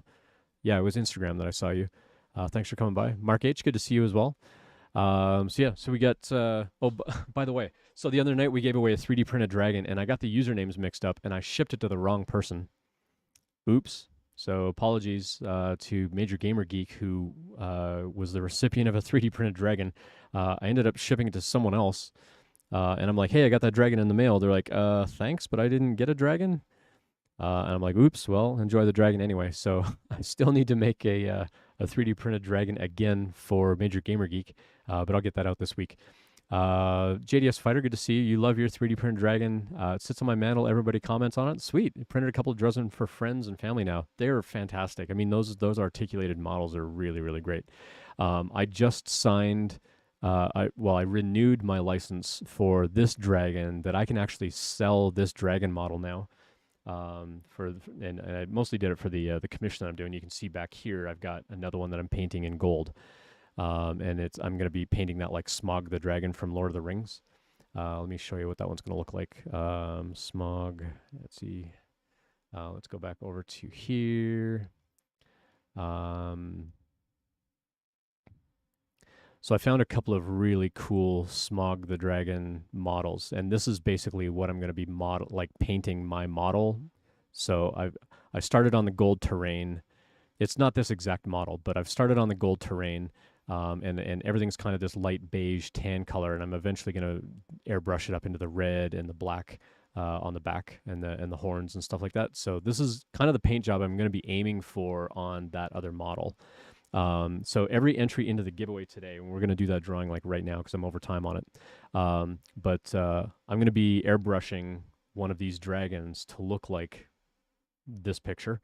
But every entry that you do for this giveaway is going to give you an entry for this blue dragon that I've mostly finished airbrushing now. I do need to get some better pictures up on Instagram, and I need to finish printing the horns. And I need to go in and paint the teeth and the mouth and get the horns attached on the head and on the wings, and then I'm going to disassemble it and get it all packaged up. This is going to get given away on the stream on May 2nd, and this is our monthly giveaway for the whole month of April. And why I do these month-long giveaways is for whatever charitable organization that we're raising money for. So we're raising money right now for a company called Unloop, and they're helping people they're helping people who have been in prison go get jobs in the tech industry. I'm a big fan and big believer in diversity and second chances and diversity in background and diversity in experience, not just diversity in ethnicity. And I know from experience as a hiring manager, I had someone apply for a job that actually had gotten out of prison, and for the kind of work that we did, unfortunately, I couldn't hire him. But I really wish I could have, because they were a fantastic person. They had all the technical skills that I wanted, but we were doing government contracts, and it would have disqualified us from working on government contracts, and that was our business. So we couldn't hire him. And so, and I've always kind of felt guilty about that. I wish I could have hired this person. He was super genuine, super honest, really upfront, had all the technical skills, demonstrated his skills really well. And right at the end, I'm like, cool, I'm ready to make an offer. We got to do a background check. And he's like, about that. And I'm like, oh, dang, like I really wanted to hire him. So we're raising money for Unloop right now. We're about $250 in towards $1,000 goal. So we're about a quarter of the way there. If you can help out on that, that'd be fantastic. You don't need to donate to enter these giveaways whatsoever. You don't need to subscribe to my channel to get in on the giveaway. You just have to follow so you can do the giveaway command. But any help that you can give Unloop on that would be fantastic. All the money that's raised, I'm going to match. So we've raised about $255. I'm going to match that myself. And then we're going to, at the end of April, we're going to roll over to another charitable group. When we reach the community goal or we reach another 4 months, we'll rotate to another one, whichever comes first. That's pretty much it. JDS says, my wife works as a public defender investigator, and I have a lot of family that have been through the system. I totally get it. I wish tech was much more open to former convicts. Many are wonderful people and just want to be, just some past bad luck. Yeah. And I think that they deserve a chance if they go through and they're rehabilitated, or they get a degree or something like that while they're while they're in prison. Then yeah, they should absolutely have the same shot. But there are going to be some things, like if you get convicted for fraud, you're not going to get a job in the tech industry in financial tech. It's just not going to happen. So there are some things there that are going to sort of restrict what kinds of jobs you can get in the tech industry. But everybody should have a shot. I believe everybody should have a shot and have a chance. So cool. We are way over time, so we're gonna go ahead and we're gonna do our drawing. So the first one we're gonna do is for the dragon. So let's go look at how many entries we've got. When I do the giveaway command, we're gonna see how many people entered the giveaway today, as well as how many monthly entries we've got. So we got 5 people in the giveaway today. We've got 64 entries from 52 unique users for the whole month. So you got like a 1 in 64 chance. If I were to draw for that ice dragon, you'd have a 1 in 64 chance today of getting that ice dragon. And so we're hoping that that's going to kind of build up over the month. We're going to do another month-long giveaway in July. We're going to do another one in October. Again, with the idea of like raising money for the fundraisers and stuff like that. I know I don't have a progress bar for the fundraiser anymore. I thought that felt a little pushy, and so I took the progress bar off the site, but you can still see it on Twitch. So any help that you can give Unloop would be really, really appreciated. If you do that donation through the site, it goes directly to Unloop. It doesn't come through me. And it is tax deductible because they are a registered charity. And I go through and I vet that these groups are actually using the money responsibly. JDS, $50 to Unloop. Dude, thank you. That is amazing. Oh, come on. All right, one more. All right, that's better. There we go. Get some some applause for JDS. $50. Thank you. So I'm going to match that $50. I appreciate that. Thank you. Thank you. We're a third of our way to our goal. So I know it says $2,000, but that was with the idea that the community would raise 1,000. I would match that 1,000. That's our $2,000 goal. So whatever you raise, I match. We did have a couple of people win some Raspberry Pis back on Pi Day, and both of those people now have asked just put the monetary value in there as well. So I'm going to add that money myself, and then I'm still going to match like whatever's in that pot. And we had one $10 gift card, and they also asked if that money could get put in. So I'm going to go through and I'm going to do that donation here this week. And then whatever we're up to, I'm going to match all that money on on April 30th. So on May the 2nd, when we give away the Ice Dragon, you're also going to see me go in and I'm going to do my own match, and you'll watch me go through and do that donation match just to show you I'm being legit about this. I'm going to match whatever people donate to these charities. I'm going to go through and I'm going to match that money. And so I do that on stream just so you know that I'm legit about this. Like, I totally believe in these fundraisers. This is why I choose these particular companies that are helping out with this stuff. So we'll, you get your tax write-off for your donation. I get my tax write-off for my donation. It's all good. Cool. So let's draw for the dragon, and then we're going to draw for a laser etch sign. You do need to be in chat to be here to win the giveaway, or to be the recipient of the giveaway gift. I have to be careful not to use the words win and prize and things like that, because some jurisdictions, they don't let you enter like a contest sort of thing. But if it's a giveaway, then you're the recipient of a gift from the giveaway, and then you get around the legalities of that. So, all right. So our first giveaway for the 3D printed dragon is Tony Boy. Hey, Tony Boy, if you're still hanging out in chat, say something in chat. Let me know you're still hanging around with us. You're the recipient of our dragon for the day.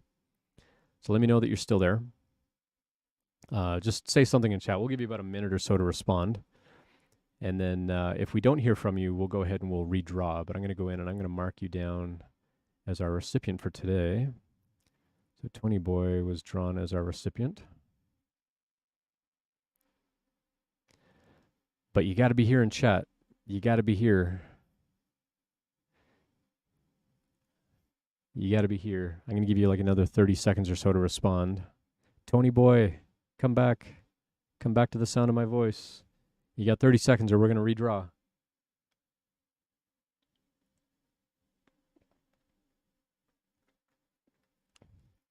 Oh no. By the way, my 12-year-old, who is the musician in the family, has written a new giveaway song for us to play on the stream. And I think I'm going to start doing that on Tuesday. The way that he wrote it, he's got like this really cool sort of like part to the song, and then it kind of quietens down for a minute, and then it kind of goes back into the thing. And it's about 2 minutes long. And so what I want to do is I want to use that first block of music as like, you've got a minute left to get in on the giveaway. And then that pause that he has in the song, that's where I'm going to draw the name. And then until the song runs out, you have until it runs out to actually respond in chat. So we did not hear back from Tony. Yeah, he's like the stuff that he makes, like, and I don't just say this because I'm his dad. I've actually sent his music to a music producer who has like gold and platinum albums. He works with a lot of smooth jazz artists. He's worked with a lot of hip hop, like major names, like people that everybody knows. Like, oh, have you ever heard of this person? Everyone's like, yeah, I've heard of that person. He's written music for them. I sent him my kid's music, and he's like, holy crap, he does all of this on a Nintendo Switch. And he's like, you need to get that kid like some real music equipment. He's going to like blow your socks off. So we're going to look at some of that over the summer, I think. But put a big womp at the end of the song. That's a great idea, actually. So we played one of his songs on the stream a while back. And it's a really, really catchy tune. And he wrote another one specifically for the giveaway. And so, it's like, it's this really cool upbeat kind of song, and then it kind of tapers down for a little bit, and then it kind of goes back into the whole thing. So I want to use that as like, you got a minute left to enter, and now that it's kind of quietening down, now we're going to draw, and now you've got a minute or so to actually respond, and then we womp from there. So, but then I need to figure out like the next time we draw a name, you've also got a minute. So how do I play just that second part of the song again? So we'll have to figure that out. But we didn't hear back from Tony Boy, so I'm going to go back and redraw. And I'm also only redrawing twice. So if if the next person's also not here and the next person's also not here, then nobody gets the dragon. And then we're going to do the laser etch sign. So let's do another giveaway. Sorry, not daily giveaway. Giveaway daily. And we'll do another drum roll. Hopefully this person's going to be here. And this recipient is Whip. I'm pretty certain that Whip is still hanging around. Whip loves lurking in the background. There's Whip. Hello, Whip. You are the recipient of a 3D printed dragon. I think you might have gotten one of these in the past, actually. So I don't know if Whip, have you already got one of these 3D dragons? I mean, I'm going to send this one to you too, but do you already have a 3D printed dragon? So congrats to you. Thanks for being part of the giveaway today. So yeah, I've got, you have this one? Okay. Do you want the dragon or do you want a laser etched sign? We can give the dragon to someone else. Do you want another dragon? Let me know in chat if you want another one, and I'll send this to you. But if you'd rather have a laser etched sign, I'll do that instead, and we can draw again for the dragon. But if you want another dragon, I'll send you this one. You like the dragon? All right, it's yours. Send me your details. Send me a Twitch Whisper with your details, and I'll get that sent over to you. Again, if you're watching on Kick or you're watching on YouTube, if you want to be part of these giveaways, you got to come over to Twitch. Unfortunately, I don't have the chat bot hooked up for that. But I appreciate the eyeballs on those other platforms. Thank you for that.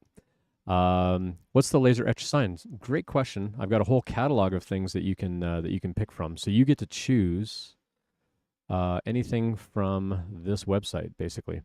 Yeah, just ignore that bot Ricks thing too. I'm not sure why that's coming up here, but thank you for the follows. We got Mark H and Nick following over on Kick. Appreciate that. Thank you for the follows over there and the extra eyeballs.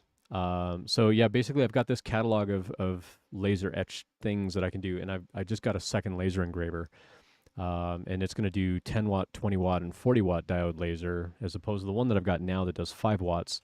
And the 5 watt one does really, really well. Like it can cut, a whole bunch of these panels, and not all at the same time, but, I can paint these and put them all together and do a little bit of airbrushing on them, and they come out really nice. But I've got like some really big things that I want to laser etch. So I wanted something that was going to be a little faster so my whole house doesn't fill up with smoke.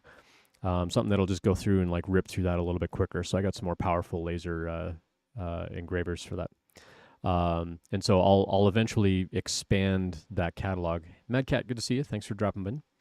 We're about to do a final drawing for the laser etch sign. So Madcat, if you want to get on that giveaway, do exclamation point giveaway for me in chat real quick, and we'll get you in that giveaway. Every entry, and it may say we've already drawn for a name. That's just because we drew for the dragon already, but we're still going to do a laser etch sign. So let me go in, and we're going to mark Whip as the recipient of the dragon. And yeah, whoever gets the laser engraved sign, you basically get to go to that website, cool3dthings.com, go look at the laser engraving store, and you'll get to pick any of those signs. Just pick any one of them, send me a Twitch Whisper with your name and your address and which sign you want, and then whether you want like a little bit of airbrush paint on there. I did this one in a very extreme amount of paint, just to see if I could engrave over something that had paint on it, and you actually can. And so I would do like a much lighter bit of paint, like something that would be a little more gentle like this or like this. Although these I painted after the fact, but I would do like a much lighter type of paint or whatever on the engraved sign if you want a little bit of color on it. Otherwise, it's just going to be kind of this, wood color with the words on top of it. So it'll look more like this, basically. Is what the engravings are gonna look like if you don't want any color. But if you want like a little bit of color on top of it, I won't airbrush it after the engraving because it'll fill in the like over top of what got etched in there. And so I want to put some paint on it and then etch over that. And then you get kind of this effect. But the color won't be that drastic. I did this as an extreme drastic test just to see if we could. The other thing that I got are some 4x4 inch blanks that I want to airbrush over and then engrave or like actually cut these out as coasters. And so I'm going to have those up on the store at some point as well. So Madcat, if you want to get in on the giveaway, yeah, you're in there. Right, cool. So let's do this giveaway and then we'll get to Madcat's question. Yeah, cool. That's a great question. So we'll jump in on that here in just a sec. Let's do this last giveaway here. So giveaway daily. And this will be for the laser etched sign. JDS Fighter. Congratulations, JDS. you're the recipient of a laser engraved sign. So feel free to go to that catalog, pick any of those signs that you want, and then I'll get that shipped to you. So you need to send me a Twitch Whisper with your name and your address and which of these signs that you want. And there are like 500 to pick from on there. So it's okay if it takes a minute. Whenever you get around to sending me that message, I'll engrave it and I'll get that out to you. And I'll cover your shipping and stuff to get that out to you. So Whip, don't forget to send me a Twitch Whisper with your name and your address, and I'll ship that dragon out to you as well. And feel free to post pictures once you get them. Feel free to post pictures out on the socials and tag me on the socials and let me know that you got it. That would be fantastic. Let's go up to a question from Mad Cat. So this is a really good question, something kind of near and dear to my heart because I'm not far behind you. So Mad Cat says, I'm 57. I'm working on my degree in IT. I've been on the dean's list several times, and I'm looking at the current state of jobs in IT. I'm a little scared. Is that reasonable, or should I not worry so much? Ageism is a thing. It's absolutely a thing. It's not something they can actively discriminate against, but if they look over your work history and they see when you graduated and things like that, they might get the impression of like, okay, you've been around a minute, you're 10 years from retiring, are you going to be able to work as quickly as other people? Well, here's the thing. The United States actually has a law now. It used to just be in Colorado, but it's actually a federal law now that if you were over 40 years old, you cannot be discriminated against for doing your job slower than other people. You cannot be discriminated against that. But in Colorado, that law only applies if the company is more than 50 people. You don't plan on retiring anytime soon. I mean, me either. I'm going to be 49 in a couple of weeks. So I'm not far behind you, but it's something that I think about too. Like if I were to apply for another job, it's like I'm coming up on 50. Are people going to want to hire a 50-year-old for this job? And so I have to show that I'm bringing just as much energy and passion as somebody who's 20 years, 30 years younger than me. And so I think if you can demonstrate that you have the skill, then you should be able to get that job. I think the benefit that you have over other people is you're bringing a lot of other experience from life and a lot of other experience from other kinds of jobs into whatever roles you do apply to. And so you need to really lean into, hey, I've got this other, background in manufacturing or whatever, and that's what's going to make me a better developer. And so I'll absolutely work with you. Hit me up on LinkedIn or chat with me on Twitch or whatever, or join our Discord community and chat with me over there. I will absolutely help you out with how do you talk about that messaging around the background that you bring and how that's of value to the company. Because that's what's going to set you apart from all the younger people who are also getting a degree and being on the dean's list. You're bringing a whole lot more to the table because you have all this other rich experience that could be very beneficial to that company. You've been working in healthcare for 12 years. Okay. So if that's the case, then, if you go get an IT job in the healthcare industry, you're already a step ahead because you've got that background. You know what it means to be in a healthcare type of setting. They don't have to train you on why certain things are important. You already know about HIPAA law and you already know about data privacy. You already know about all that kind of stuff. Now you're just going to do it as a developer. And so here's why all of that's going to make me a better developer than somebody who's fresh out of school. You bring a lot more content and context to that job than somebody they hire in from the outside who's never worked in healthcare. Now, if you absolutely don't want to work in healthcare, and that's why you got out of healthcare to go pursue an IT degree, then I get that. But that's going to be a much easier transition into the IT role. Even if you only do that for a year or two, just to build up a little bit of professional experience in IT and then go get some other job, anybody else will hire you once you get like professional IT experience. Anybody else will hire you. But getting back into healthcare is actually going to be the easiest transition for you to get into an IT job because you've already been in that industry, you've got that history. But I get it. Some people get out of that kind of stuff. Like a lot of the students that I taught at the boot camp, they got out of working in finance or they got out of working in healthcare because they got tired of it and they didn't want to do that anymore. And that's why they wanted to get into programming. I get that.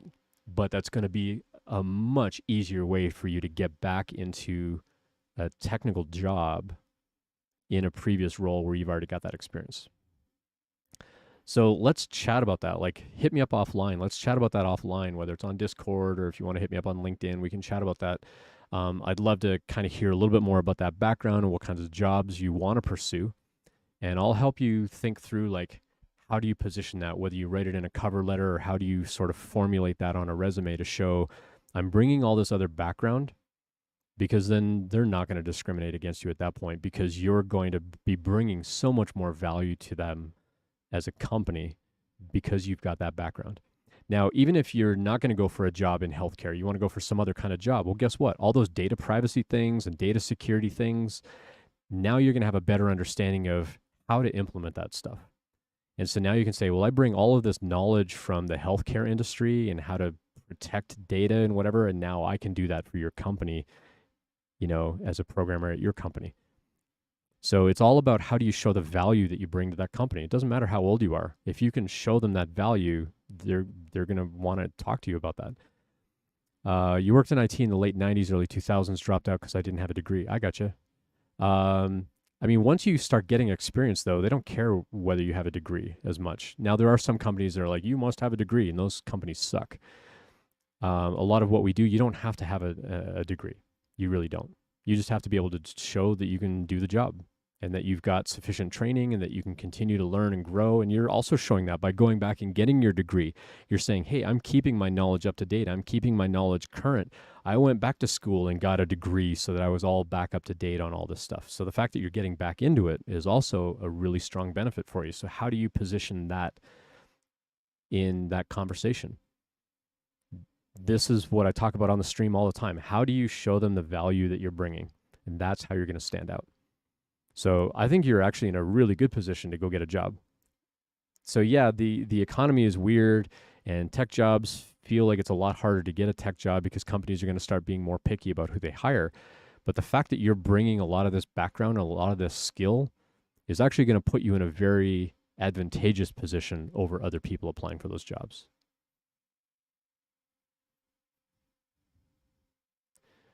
Cool. I'm going to go look up a couple things here. Bear with me for a sec.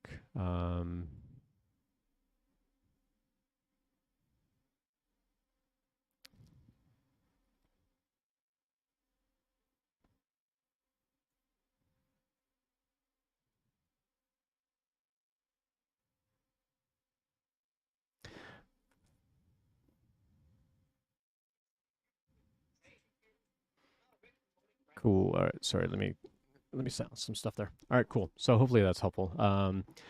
JDS says there's a 26-year-old developer here in town who's been working in the industry since he was about 19. He was a multimillionaire by 22, and he's never been to college. It's crazy how much luck you can occasionally strike in this industry. Yep. And a lot of it is just the timing of it. Like, you get in really early, like, all the people that were super early in like ChatGPT, they're all getting those really great jobs. And with Web3, like a year or two ago, like everybody that was in blockchain and started building out Web3 kinds of projects, they all got really good jobs. But then I think a lot of companies realize, well, Web3 isn't really as great as everybody was making it out to be. I mean, some companies are. Some companies are actually utilizing it, but I think a lot of companies recognize, like, oh, these actually aren't 300,000 a year jobs that we thought they were. And I think some of those people are the ones that get laid off. So there's something to like going and learning the bleeding edge technology and like trying to be an early adopter and positioning yourself well on that. But my worry is that so many people are chasing the flavor of the month that they're losing out on other opportunities. So lean into the experience that you have, lean into the knowledge that you already have. I think you're going to find that as you communicate that value to other companies, you're going to have an easier time chatting with them about the kinds of things that you want to be doing.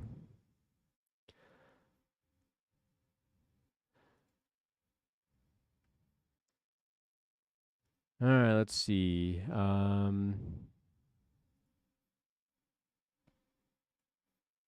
Just going to see who's online right now and what people are up to.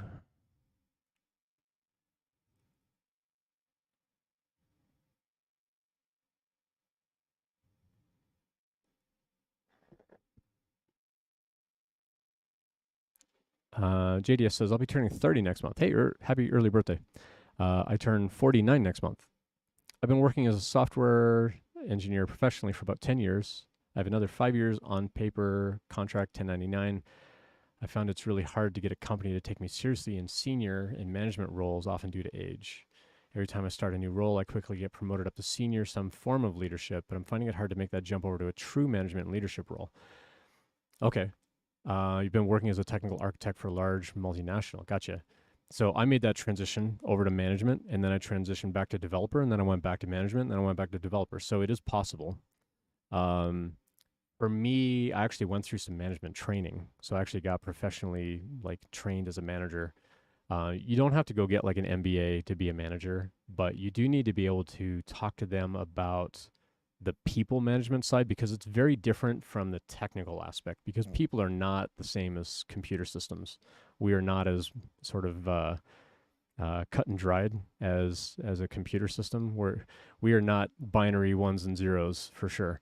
As far as like emotions and our career aspirations and things like that. And so the people management side is a much more dynamic involvement from a day-to-day kind of perspective and understanding how to take care of people and how to take care of your team and how to advocate for the team, but also advocate for the business. Like, why are we doing this as a business and making sure that you're pushing for those business goals?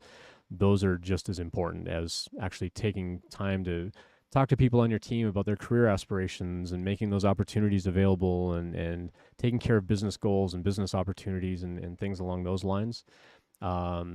It's a difficult thing to juggle, but it's an important part of getting on the management side and being able to handle like team conflicts and interpersonal conflicts and things like that. And how do you sort of motivate people intrinsically and extrinsically? And dealing with people is a much different kind of skill.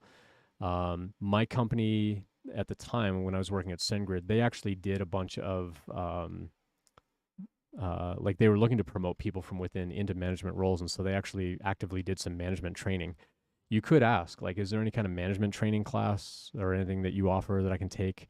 Or do you do tuition reimbursement and go take a class or two in management or HR or something like that? Because that'll show that you are legitimately looking at pursuing that branch. Because there is kind of a limit, like when you stay down the technical side and getting into that architect role and getting into the principal engineer and so on, and the staff engineer and then the principal engineer types of roles, the only step up from there is like CTO. Where down the management path, you got like a manager and your director, and then you're like VP of engineering. Because the VP of engineering is the one taking care of the people. They're not doing as much on the technology side anymore. And so if you really want to go down the management path where you're dealing with people and not so much down the project path where you're getting into like leading those projects, then you're going to need to show that you've got some kind of management training and not that you want to learn on the job, because that's going to be a lot riskier. They want people that can step in and actually handle conflict and deal with hiring and firing and stuff like that. I hated firing people. I had to let 2 people go in the span of like a week. At one company, and my CEO actually like ridiculed me one time. He's like, "So who are we firing this week?" And I'm like, "Dude, like, I'm gonna like put in my notice if you ever say that to me again," because it crushed me to have people leave my team. My technical architect roles felt more like a people-centric role. I work with B2B customers, so getting into that technical architect, like as you kind of go up that rank, you're really playing more visionary than you are doing the hands-on work. And so there is a lot more involvement with like getting people motivated to work on projects, but you're also describing like, this is what I need you and your team to go build. But that's different from the management side where you're coaching them on what the business needs them to be doing from a business perspective, and then being able to update the business on, the business needs and budgeting and stuff like that. They are very different roles. And so I think being able to go through some kind of management training, I think will help you out. I work with B2B customers to help them plan and integrate their stacks and workflows with our product offerings. Many of these projects are years long. It's much more of a people project management rather than strictly tech role. There's a lot of bureaucracy in handling people in a structured, managed way. Okay, so it sounds like you are doing some of that. So maybe being able to talk about that a little bit more on your resume around like coming up with a manager resume. So let's chat offline too. And what I'll do is I'll send you a copy of my management resume, because I've got this experience, right? I've actually got an engineering resume, a management resume, and a developer relations resume. And so if I were to go apply for any of those roles, I would send the appropriate resume. And what I'll do is I'll show you my different resumes. So let's have a chat offline. Like I'll talk to you about how to send me a calendar invite, and we'll actually get on a call, and I'll show you my different resumes and how I structured them differently and why. Trevor, thanks for dropping by. Appreciate you dropping by today. So yeah, let's have that chat, because I think how you position your knowledge and what you do around like what it is you're doing with the people side of things, I think will make a difference. But it also depends on what kind of manager they're looking for at whatever company where you're applying for that work. What kind of management they're looking for is going to have an impact on what kinds of skills you need to showcase on that resume. Cool. I'm gonna go take a look at it's over here. Let's see who else is online right now.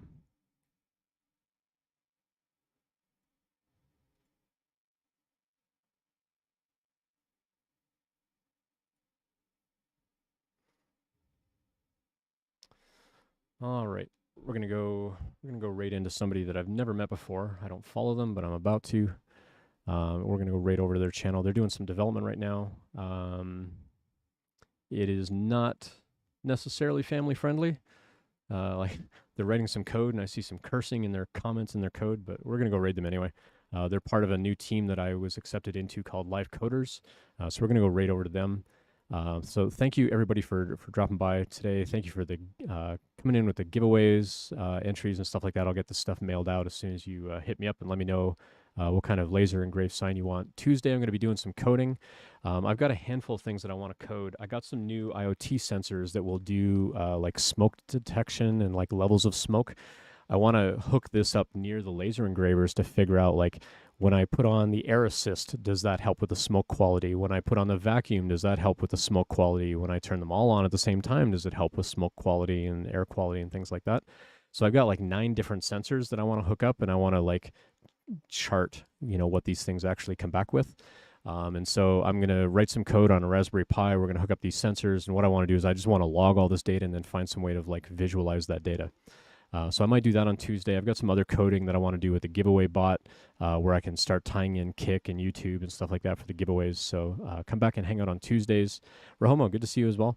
And then on Thursdays Creative Night, I'll probably be finishing up the Dragon. I also moved my resin printers over here. I'm going to be doing some more resin printing. I want to work on the commission that I got for that other Dragon and get into more airbrushing. Oh, the other thing, this is going to be given away on the stream at some point too. So we finished airbrushing this Boba Fett ship. This was for a Monday print challenge that was part of another 3D printing channel. And I printed it, and I went through and I painted it, and I think it turned out pretty nice. I'm probably going to do this as a giveaway because that's what I promise on my stream, that as I craft things and airbrush and learn in public and stuff like that, I'm going to give this kind of stuff away. So if anybody's a Boba Fett fan, we'll probably give this away on a Thursday stream, on this Thursday's stream. So if anybody's a Boba Fett fan, we'll probably make that our giveaway on Thursday. It's a little bit heavier than the Dragons, but I'll get that boxed up and shipped out to somebody. Cool. Let's go raid over. We're gonna raid over to Rickster GG, and we'll catch you over there. I'm gonna do a raid command over here. Please go. Let's paste this dad joke. I bought Spotify Premium for an uninterrupted music experience, but I still hear my wife's bickering between songs. So please do me a favor, copy that raid message and go paste that over in Rickster's channel. We'll catch everybody over there, and we'll see you on Tuesday. Have a great week, everybody. Hope my LinkedIn stuff helps you this week. Let me know one way or another if you find that helpful, and we'll catch you all next time. Cheers.